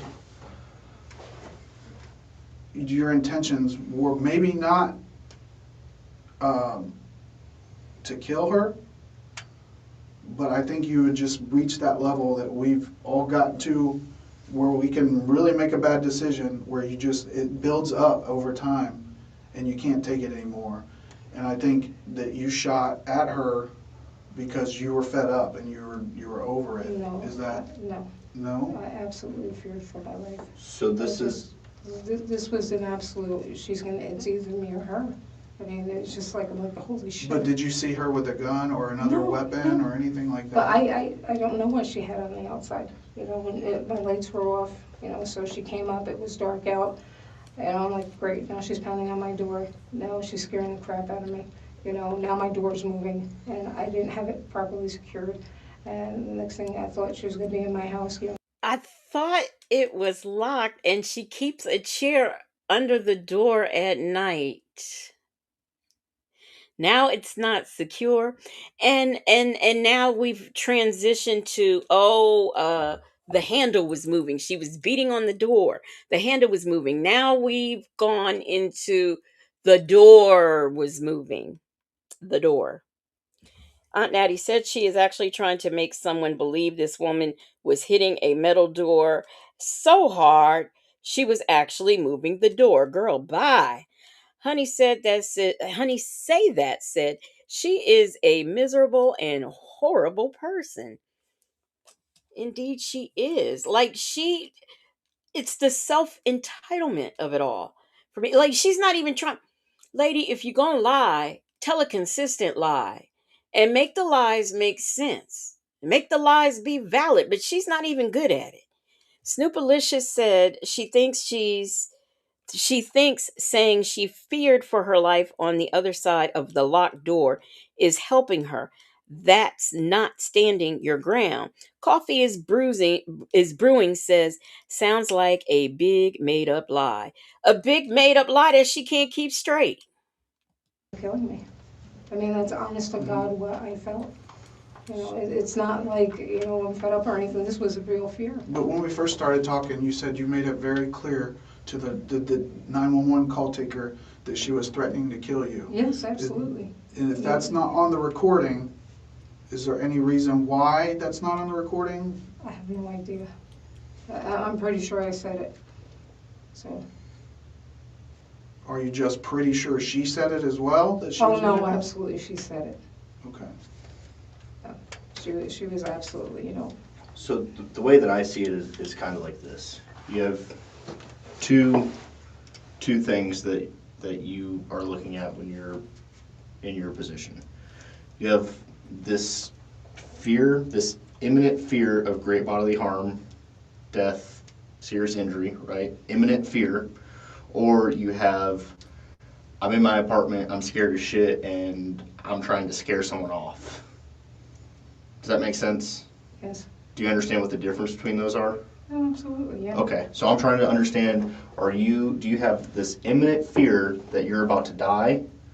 Or do you have this, I'm afraid of what's going to happen if this person doesn't go away? Does that make sense? No, I felt like I was in imminent danger. Okay. Michi3 said she told the son to go tell your mother. So why the hell are you scared, heifer? Right, you can't you can't send for someone and then when they come a calling be in fear of your life. It doesn't you can't do it both. You can't it can't be both ways. How would you define imminent danger? I just want to make sure that you because that's what the actual Imminent law. danger, let's say someone coming at you with a nice 4-ton truck, you know, straight at you, and, you know, they're swerving with you when you're trying to run away. Okay. So, someone coming at you and you're this close to danger. Okay. Now, the first time that you called 911 tonight or last night, at what point did you disconnect from the call? You called about basically the kids were on in your area and you didn't want them there. Mm-hmm. At what point did you disconnect with them? They hung up with me. They said, someone's on the way, just keep your doors and windows locked. And I said, okay. But Ajike wasn't there at that point? No, she was not. Okay. How long after you disconnected with them did she come over there, do you think? I honestly thought it was you guys, someone banging on the door like that. 'Cause Once again, I renew my theory that she called them people, hung up. She called them people because of on the kids, right? Hung up. Went and retrieved the gun from the wastebasket and came back and waited for AJ to come there. You knew. You already called so they were on their way. Ocala, it can't be that big that you thought it was going to take hours. Is the crime rate that high that you thought it was going to take that long for them to get there? Say said, you know, it was a trip. She is talking to these detectives without a lawyer because she really does not think she will get arrested. Oh, I can't wait till we do that other interrogation, part 2, her second interrogation. Mimi says she's trying to sound soft-spoken, knowing she yelled at them kids. felt, you know, like really heavy bang bang, you know, a guy doing it, and I was like, okay, you know, because it kind of shocked me, like, what the hell? And then she started screaming, and then, you know, it was just weird because I just thought she is just so angry, you know, and she's just ranting and pounding, and I'm like, Jesus Christ. Well, from the information I got, she was angry and pounding because she believed that you had either struck or attempted to strike one of her kids with an umbrella and threw roller skates. Mm-hmm. And I'm not, again, I know how kids can be they're not always very truthful about things. But I didn't have any information provided me out there. And of course, we're still going through evidence, and that's an ongoing thing. But nothing that says that she threatened to kill you or that was doing anything more than trying to get you to come to the door. That she wanted you to open the door. Why would I open my door to this woman? When she has I wouldn't either. I when get she it. has thrown things at me, when Right. she has followed me a foot behind me, I'm like, what the hell are you doing? Right. I mean, she's literally come up, we had words about 2 months ago, and I walked away, I said, all right, whatever. And, I said, I'm sorry, just because I wanted to diffuse it, de-escalate everything. I'm walking away, and she's literally. I'm sorry, this lady does not sound or seem like the diffuse, de-escalate time of chick, de-escalate a situation kind of chick. She just does not seem like a chick who is interested in diffusing and de-escalating anything at all. And I'm basing this off of her other 911 calls when people approached because they wanted to tell the officer she was batshit crazy and she was harassing the children in the neighborhood. So she is not a de-escalator. Walking 1 foot behind me like she was, I said, oh my God, she's going to pound me into the ground. So, yeah, I mean, that's my question, though, is if she wasn't trying to come in, she's just trying to get, and again, I wouldn't come to the door either. If you're beating on my door. Let me read them folks' comment. She said between the first and second interviews, they reviewed every call out from her or her neighbors about her. They had a file, probably looked at body worn too. They were well prepared, and like I said, they knew the answers to the questions that they were asking. They already knew the answers. They just wanted to hear what her answers were going to be. Wendy Shy says her release date is April the 8th of 2048, when she will probably be not here. I mean, because she don't look good now. So she be how old? She ain't gonna make it. So she essentially she got life because she not gonna make it out. Let's see here. I saw Bill let's talk about it. All said they knew the truth. Why are they wasting time with this heifer? Because they have to document her. They know the truth, but they have to document her untruth. Or wanting to cause something, I'm not answering it. But that's different than trying to bust the door down. To me, she was. And you said that the door's already broken, so Yes. how hard would it have been for her? Because she's kind of a big girl, right? Mm-hmm. How hard would it have been for her to break that door knowing you're home? You know your door better than I do, but if it's already. Well, we did put the extra long deadbolt in and everything. I did have the deadbolt on, so I didn't know how long the door was going to See, hold up. and that's why I'm asking is So- because at first it's broken and now it's super secure with an extra long deadbolt. No, I'm just And that's saying that. Thank you, Mr. Police Officer. Which is it? Is it broken or is it super secured with an extra deadbolt? Which is it? It can't be both. Either it's broke or it's fixed. One or the other.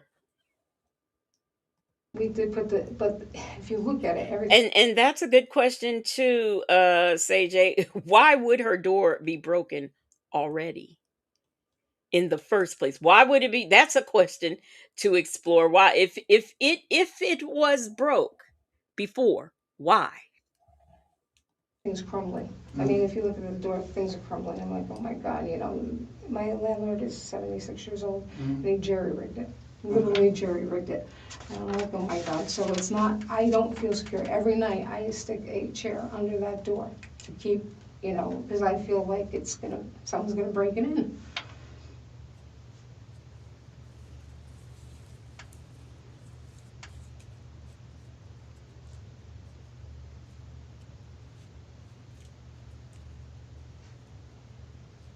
When did you install the new deadbolt, or did he did that? Someone else did that? Yeah, Charles did it. Okay. How long ago was that? He just, I'm trying to think when the hell he did it. A few months ago. A few And what was months the reason for ago. that? She had pounded on the door once before and found out everything that he had fixed previously, she had cracked apart. And I'm like, oh God. Like I said, it's not What the did first she time. what did she pound on the door for last time? What happened? I don't know her weight, but I would like to know her weight that she pounded on this door before and it broke. And that's why it had to be fixed in the first place. See how we're putting it on the victim? See? And the way that this woman acted in this complex, it wouldn't surprise me if somebody else hadn't been beating on her door. And sometimes locks just break. I remember one time our lock broke when I was, a teenager or so. Our lock broke. So we couldn't even get out the front door. We had to go out the back door. And of course, my father fixed it and everything, got a new whatever, whatever. So, but sometimes the tumblers just wear out because we had a deadbolt plus we had this other chain type of thing. And then we had, the actual doorknob that locked. And, sometimes the tumblers they just mess up. Them folks said, girls, shut up. That's a lie. And they sell door bracers right on Amazon. That's what it was, a door bracer. Even back then, we had one on our door. So yeah. I think I called her kid an idiot or something like that. And like, you see the signs, stop coming over here. And he's like, I can do anything I want. I could just go in. And I'm like, oh my God. It's just. Oh my What did she God. do Oh my that God. time? Oh my God. Beat on the door And she beat on the door and like, go away. Did you call the police then? I believe I called the police, and this when, she heard me calling the police, then she went away. She went away. What was she trying to get you? Was she that I time? have no idea. I have no idea what this woman is thinking. I mean, to me, she's just terrifying at this point in time. I just thought she is not mentally stable, and Really? every time something happens, oh, it's my children, they're 100% little angels, and of course, you're demonized. I'm like, Jesus Christ. But was she trying to get in that time, or was she just beating on the door and ranting and raving about you calling her son an idiot? I think she was ranting and raving about me calling him an idiot. I think she was ranting and raving about me calling. Okay, you called him an idiot. He went home and told his mom, and she came over there. What do you mean? I think either she was mad because you called her son an idiot, or she wasn't. Which is it? Which is it? And furthermore, I don't know. Would I go over if some old lady called my child a idiot? Would I go over and speak to her? Probably. Probably I would. But why is it I mean, why did it just disturb this woman so in her spirit that these children played over in the field? And they had a big old field. Why were they leaving toys and things like that in her driveway? Just why? And I'm like, all right, whatever, go away, you bother me. But at that And by the way, I just tell me, was it me? Did she try to act like she didn't?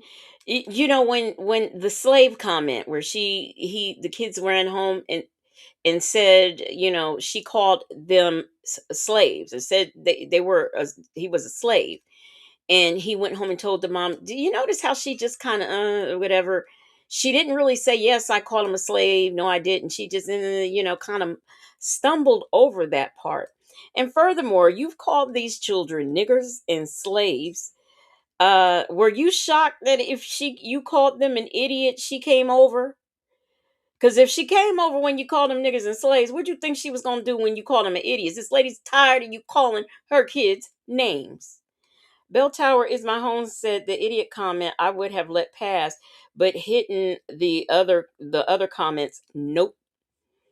And that idiot, I see, and like I said, we don't know that really happened. We're just hearing her version of events. But if you've already called them slaves, you've already called them niggers, why would you be shocked that you called? First of all, why would you bother to call them idiots after you've done all that? And then why would you be shocked because she makes an appearance on your door? One time I had all the locks on, I had the chair up, like. I had all the locks up in the chair Did you get under your the gun that door. time? No.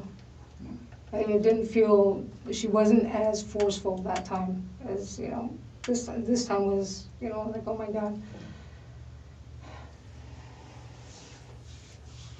She didn't feel as forceful that time, but I thought when she came over that time, she broke the lock. So was she forceful or not? That's why we had to get the locks fixed, because she came over there after you called the kids an idiot. And she was so forceful and it just broke the lock. This lady wouldn't know the truth if it was spelled out to her. VJ Love Him says okay, wait, where'd that comment go? She's not even that old. I'm the same age, but my face isn't wrinkled like a Motel 6 sheet. Yeah, no, she's not that old. She really isn't. Them folks says if she was that scared of some 9-year-old, why did she not move or ask the landlord for a different unit further away? She's crazy. If you were afraid, because remember she said the kids, the little 9-year-olds and 12-year-olds was on, we're gonna kill you. Why is she still calling them names? If somebody threatened to kill me, I certainly wouldn't be sitting up calling them names. No, I wouldn't do that.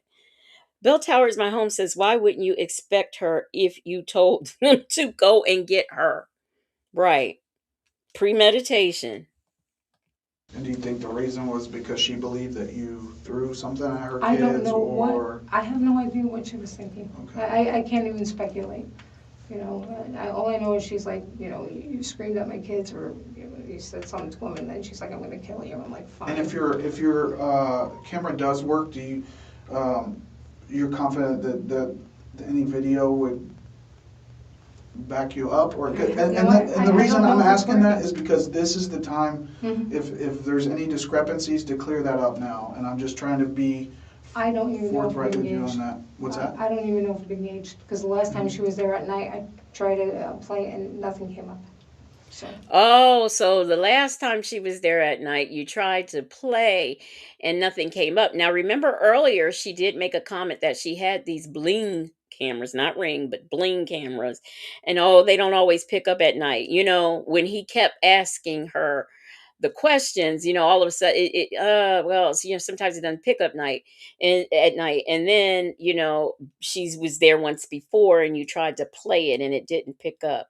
How interesting. How interesting. Hey, let's talk about it also. She's not telling that she told them to go get her. And no, she's going to leave that part out.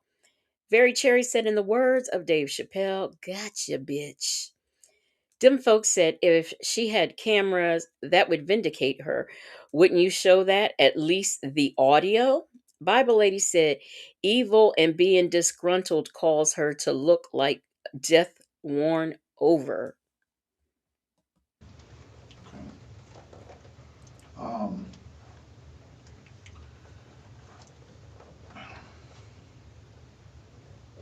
Did you ever know her to carry a weapon or anything? I do. But you can't tell who. No, you never know. That's I was right. gonna say, We have kids out here running around with firearms and stuff. So, but I guess my question is, what is it that she did that made that an immediate threat to your life that you had to shoot when you did?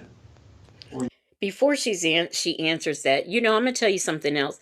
I can believe that this lady, because they play in the field in front of her house and it disturbs her spirit, so I can believe if they had toys or anything that they left there, I can foresee this type of lady right here going over and getting the toys and putting them in her yard, or getting the toy, confiscating the toys and just not giving them back. I can foresee her doing it. She seems like one of those types of ladies. And we weren't allowed to, like, we weren't allowed to just leave our bikes any old where and leave our, equipment, if we was playing baseball, we weren't allowed to just leave it anywhere. That stuff had to come back home with us. You were gonna be harmed at I that thought second? she was coming right through that damn door. I mean, this guy was my witness. I thought that woman was coming through What that made you door. think that she was coming? Because everything was shaking. I mean, my mirror that was on the wall was shaking. I'm like, how do you shake a cement block house? I'm like, oh, Her Jesus mirror was Christ. That's why I shaking. thought, So she was just beating like. Oh, she was wild with it. I mean, she was bam, bam. What is your door made out of? Is it like a metal or like a? I'm not sure. I have no idea. I just was like, well, dear God, you know. I thought I was going to get my, you know. How long do you think she was hitting the door? No, I can't even speculate, because it could have been seconds, it could have been, you know, when you get that fear response and, you know, she banged on it, I was in the bathroom, came out of the bathroom, and she was still banging on it. So I don't know, maybe a minute or two. Okay. And you didn't try to call 911 back at that point? My phone wasn't there. I didn't know where I put my phone. You don't remember where you put your phone? And I was like, crap, I can't find my phone. Okay. Now, believe me, I'm real good at losing a cell phone, my cell phone. I'm real good at losing it in the house. You mean to tell me between 911 calls, she misplaced her phone? I'm terrified. I'm terrified. This kid said he was going to do this to me. And between those calls, she lost her phone? Huh? Bible lady says she did go get some of the toys and put them in her yard. She did go get some of the toys. Aunt Natty says next she will be shaking the table. Yeah, the mirrors, everything was falling down. Bell Tower is my home said I want to know what she was doing in the bathroom. Right. She went to the bathroom for all of this going on, and I went to the bathroom. I did this, I did that. Wendy Shy says you don't know if your door is metal or wood. You have been there 3 years. Come on, Karen. Yeah, I don't know what it's made of.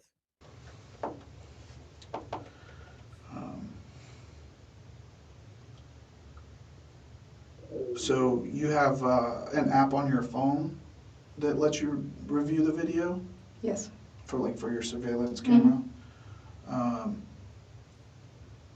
Would you be willing to be able to let us look at that? I don't have a phone. Well, no, we have it in the Okay. office Okay. over here, but Yeah, got it.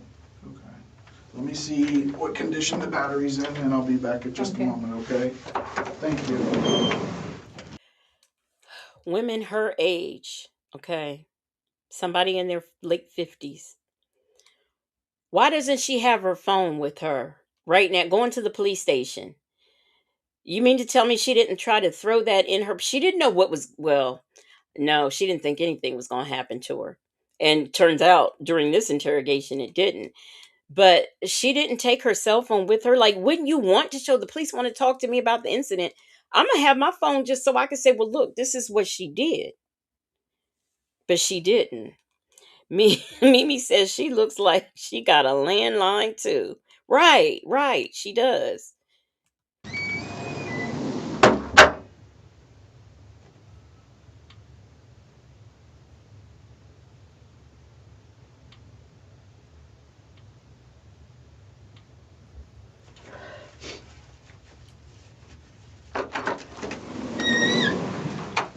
Susan? Looks like we got a little bit of juice on here.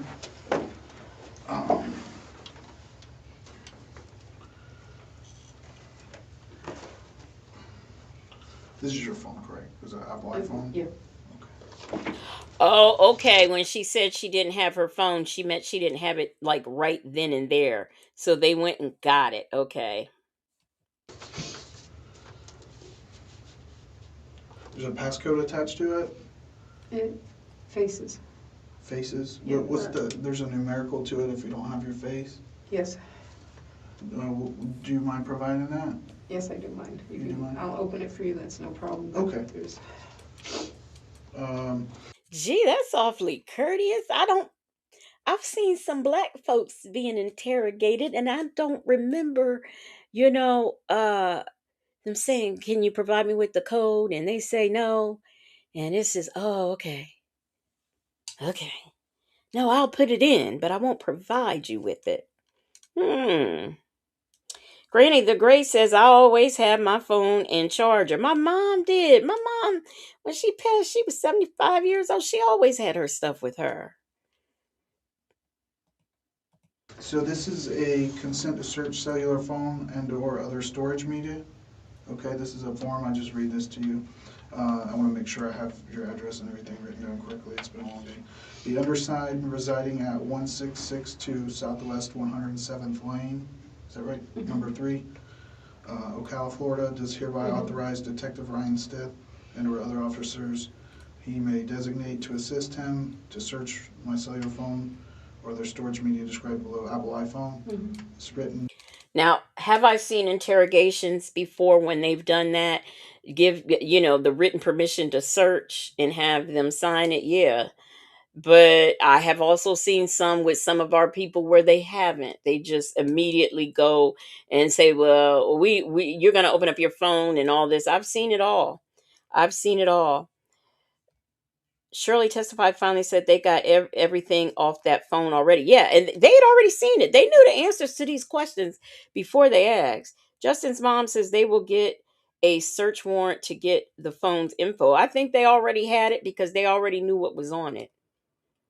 Permission to search without a warrant is given to me to the above officers freely and voluntarily without any threats or promises having been made. Do you understand all that? Yes. Okay. If you would sign on that line there, please.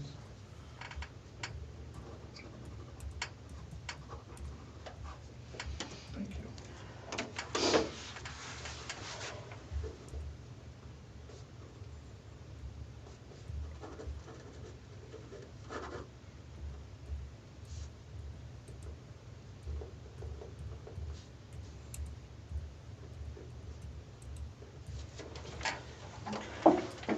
You said it's a face unlock deal?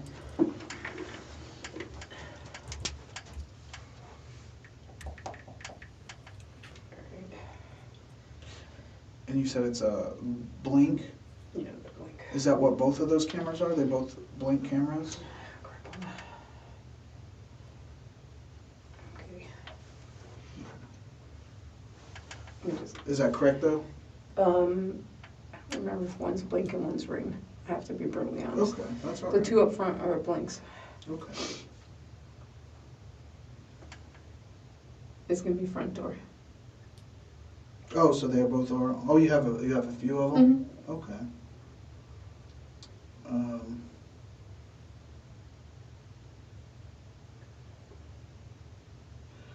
just can't remember exactly. Do you remember when you called the first time? I have no idea.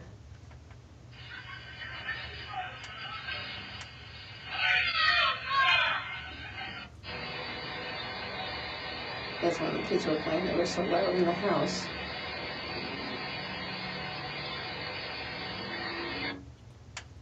I think it might have been. Unless it was brought up. That's the front. It'll say front door on it. Y'all, I'm trying to find that door.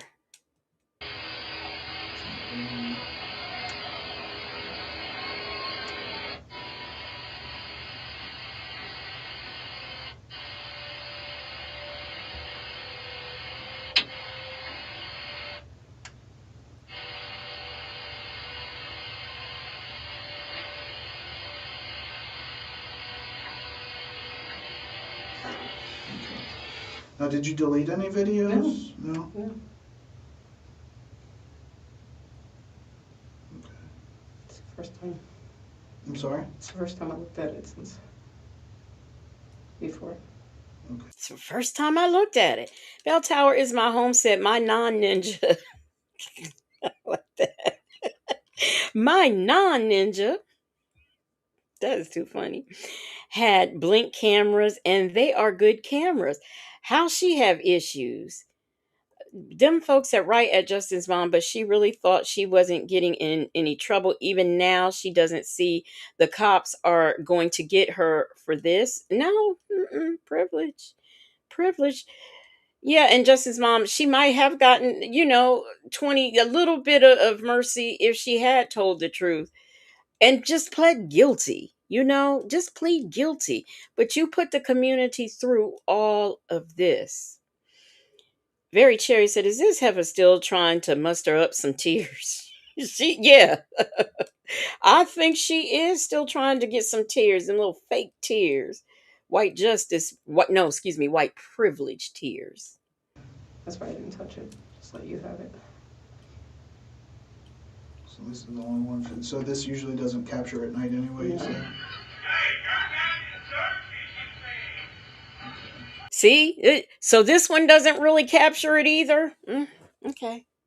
She says, no, but I thought you didn't see it.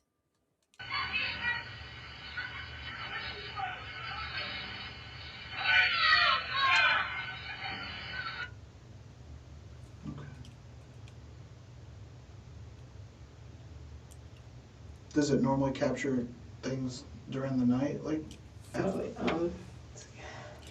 Bell Tower is my home. Did your non-ninja camera pick up during the night? Did the blink camera pick up during the night? Because this is when she has problems, is at night, and it doesn't pick up.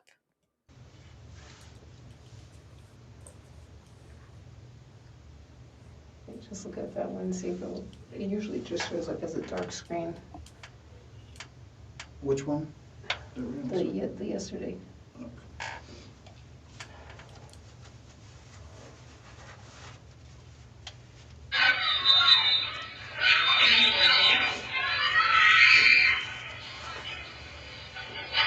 No, that's when I was recording, I guess. And that captures a lot of stuff, a lot of activity around there, I guess. Mm-hmm.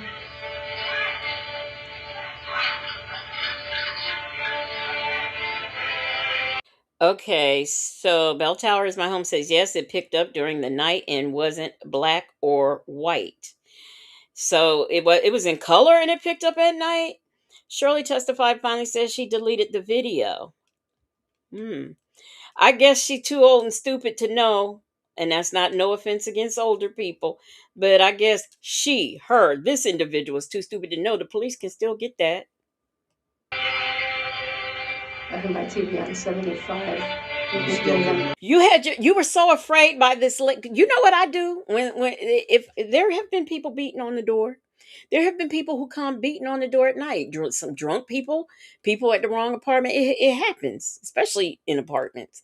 But the first thing I do is turn down whatever is on, whether it be it the TV, the radio. I turns it down. Why? Because I want to hear what they saying while they beating on my door, so I know whether or not I need to call somebody. Because a lot of times it's just they're at the wrong place. But for this lady, yeah, she and mind you, she still ain't telling the police about all of the video recordings that she has taken of these children across the street, playing, minding their own business. I bet you those were on there. Well, she probably tried to delete them, but those are on there and can clearly be seen. Oh my God, they're ridiculous.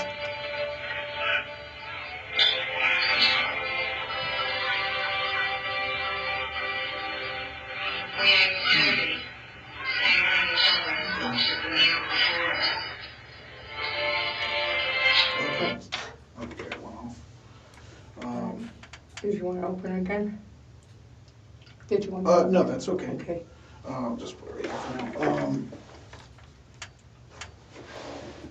Now, do you, now,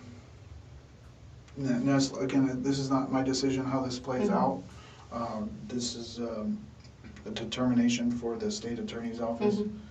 But if it goes the way where you are released, which I said, I don't know, I have to talk to him, I'll be 100% honest. Do you have family or someone that you could stay with if that's the case? I was going to say I'm going to go get a hotel room. I'm not going to stay at my place now. I have to get the cats and take them with me. Okay. Well, I don't even know if, I understand your cat, there's nobody that would be able to go over there or for you? My sister is a brittle diabetic. And they're probably trying to tell her that at this point for her own safety. They don't even want her to go get her cats. She's had amputations. God forbid they saw her and they wanted to do her harm. She can't run. She walks with a cane. Yeah. God forbid they saw her and wanted to do harm to her, since they can't get to me. She can't even run. What she want the police to do? Go pick up some clothing for her and her cats? All right. Is there anything else that you can think of that I didn't ask or that might be helpful for figuring this all out? I've never been in this situation before. This is all new and it's killing me. Okay. All right. Susan, give me just a minute. I'll be right back. Okay.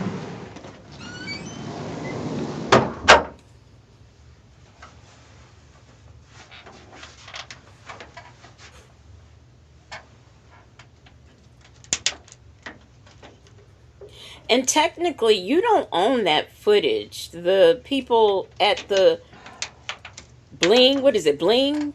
They own the footage.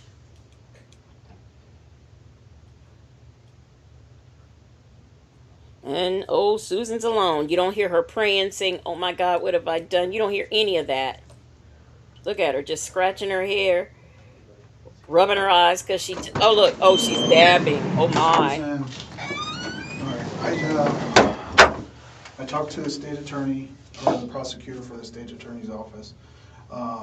They are along the same lines of what we're thinking. We're going to continue the investigation. I don't think it's safe for you to go back to that house. I don't think so either. But what we can do is provide you with a ride back there. You stay in the patrol car. How many cats do you have? There's 2 cats. 2 cats. Do you drive that truck that's there? Yeah, that's my truck. We can get the cats. Do you know where the keys are to your truck? They're in the house.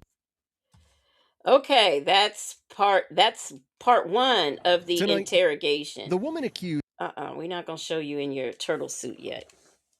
So that is the part 1 of the interrogation. All right.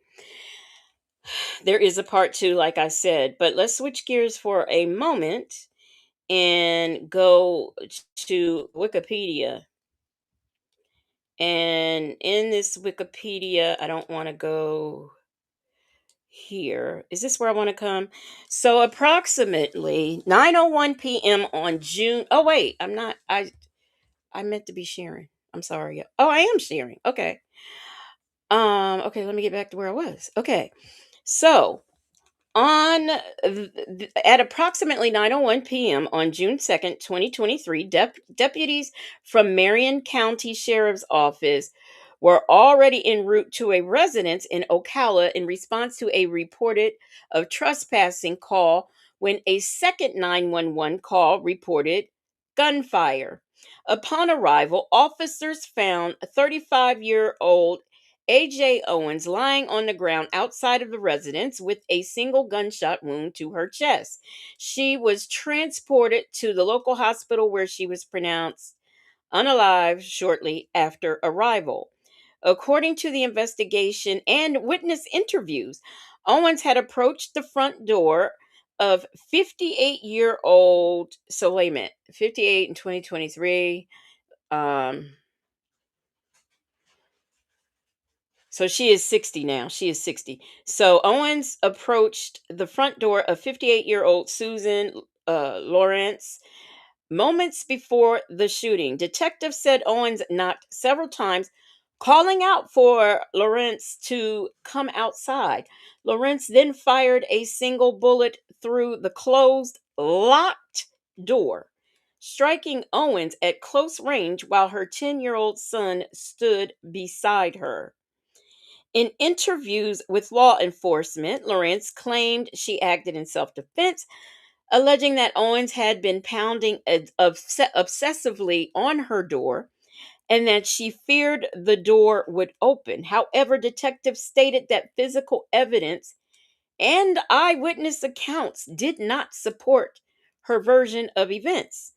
The investigation found no indication that Owens had attempted to enter the apartment or posed an immediate threat when the shots were fired. Neighbors across the street told reporters they heard a single gunshot followed by screams. One resident ran outside after hearing a child yell, "They shot my mama," and began administering CPR until emergency responders arrived.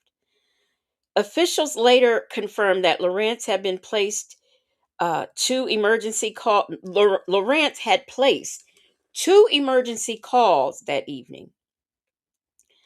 The first to report that she described as trespassing, and the second immediately after the shooting. Both calls were logged within 2 minutes of one another. By the time deputies reached the scene, Owens had already been unresponsive. So there was a 2 minute gap, okay? 2 minutes between the trespass call, with the kid, and then her being shot. 2 minutes. So I'm to believe that this lady she went to the bathroom, then she ran and got the gun. She did all of these things. But the math ain't mathing with her story. It's not mathing. I also want to answer, was it them folks? I believe it was them folks. I'm not sure, but I did see it and I said I was going to answer it. She did say that her sister was a brutal diabetic. A diabetic is a diabetic. The only difference between her diabetes and anybody else's is she's an amputee. I'm not exactly sure that I understand her brutalness of it all, but yeah. So her sister could not go and retrieve the cats or get her clothes or anything like that. So I guess she got a police escort and they did it. Muffin 218 said that poor baby years. Okay, wait a minute. That poor baby was 10 years old, so his story is going to be solid. And they interviewed him. So this situation about the iPad being thrown, I do believe, because that came from him. That came from him. So I do believe I do believe she struck that kid. I there's no doubt about it. This woman, this is not AJ's first time going over to her house. So why was it such a big deal this time that she came, other than she was, knocking and almost had the door open and she was turning the knob and my mirrors and my paintings and everything was shaking, shaking, shaking. So I had to shoot. Now, I don't know how in 2 minutes. First of all, this lady don't even seem like she walked fast enough to take 2 minutes to go and retrieve this gun out the trash can. That's why I believe she made that. She was already prepared when she made the first 911 call. I do believe that she told the son to go and get his mama. So she was already prepared for all of this before calls were made. I think she thought she was doing a CYA. I think she thought with all of the calls, I think she thought she was doing a CYA, but she didn't think, or she wasn't smart enough she can't even tell a consistent story. So she definitely wasn't smart enough to do a CYA. Say said her fingerprints were on the iPad. See that? See that? Bell Tower is my home said they said it hit him on the foot. I thought it was the head, but okay, the foot. Very Cherry said, I agree. I think she called 911 to cover herself. Right. That's what she did. She was ready. She told that kid, go get your mama. She went and got her gun and everything, called 911, said it was a trespassing call. 2 minutes later, not less than within, I think she said, go get your mama. Okay. He went to get his mama. She went to get her gun. And she came. She made that 911 call about trespassing. They said they were en route. She then, I don't believe the woman was not, apparently the neighbor said she wasn't banging on the door either like that. I believe she shot. And that's how I believe it happened. She was ready. She was prepared. She knew what she was going to do. That was premeditation. But like I said, the charge probably came to manslaughter, the federal charges, because they thought that that was probably the best option to get a conviction. Let me see something. No, so she what is it? 2048. She's eligible to get out. So she's not gonna make it. She'll be gone. Because she looked decrepit now, so she ain't gonna make it. She's not gonna make it. Now we're gonna get into part two on tomorrow. I'll be back on like around 3 or 4 because I want to get on and get this out the way, so that Native could be. And the reason why I'm not doing it tonight because it's very long. So I'm gonna start around 3 or 4 so that I can get it out. Be out the way in time for Native to start at 8. It is an hour long, and I will be no, it's an hour and 30 minutes long, and I will be stopping. I'll have your comments up on the screen and I will stop, but not, I'm gonna try to let as much go as I can because it's long. Okay. So I appreciate you guys being here and listening to this. Uh I appreciate Shirley testified finally. She had asked earlier how my sister was doing, and she's doing good. She is, I think days leading up to the funeral, she was a little anxious and she wasn't sleeping, but I think she's, just like me, she has walked away and she's at peace. This is, her last child who has passed away. She lost a child before. So, she's a mother, so it's always going to hit her, but she's doing good. So, but thank you for asking. And that is all I have for you guys. It's almost time for my inhaler again. So I appreciate you being here. Please make sure you like this video. Please make sure you hype this video. Please make sure you share this video. And I will be back with part 2 on tomorrow. It won't be as since I already got it together, it's not going to take me as long to present some of the things that I want to present. So we should be able to cover everything in part 2. And then hopefully we can get into the jail calls because it's a couple of them. So hopefully, because I've found some on Court TV. I'll see, what it's going to be like to use them because I haven't weighed my options on that yet. So that's what we're going to do. But there will be a part 2, and hopefully we'll get all the rest in part 2. If we don't, hey, we got to do part 3. Miss Mad About Music says, thanks for bringing this case to us. I enjoyed this. I really did. And I really want to, I'm going to get into more other cases and things like that. And I know that the views won't be as high as my other views are, but I just know it's just going to take a little bit of work and determination to get to where I want to be. And like I said, moving in 2026, I want to get past 3,000 and I want to increase the membership. Hopefully on Wednesday, I will be doing Wednesday or Thursday. I'll be doing a members only live. Okay. So thank you for the super chats, the memberships, the member milestones. Shout out to those wonderful, beautiful, marvelous Moonlight mods.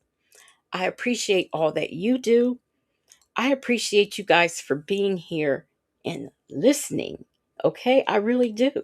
You just don't know. So thank you so much. I appreciate you. And I will see you on the next one.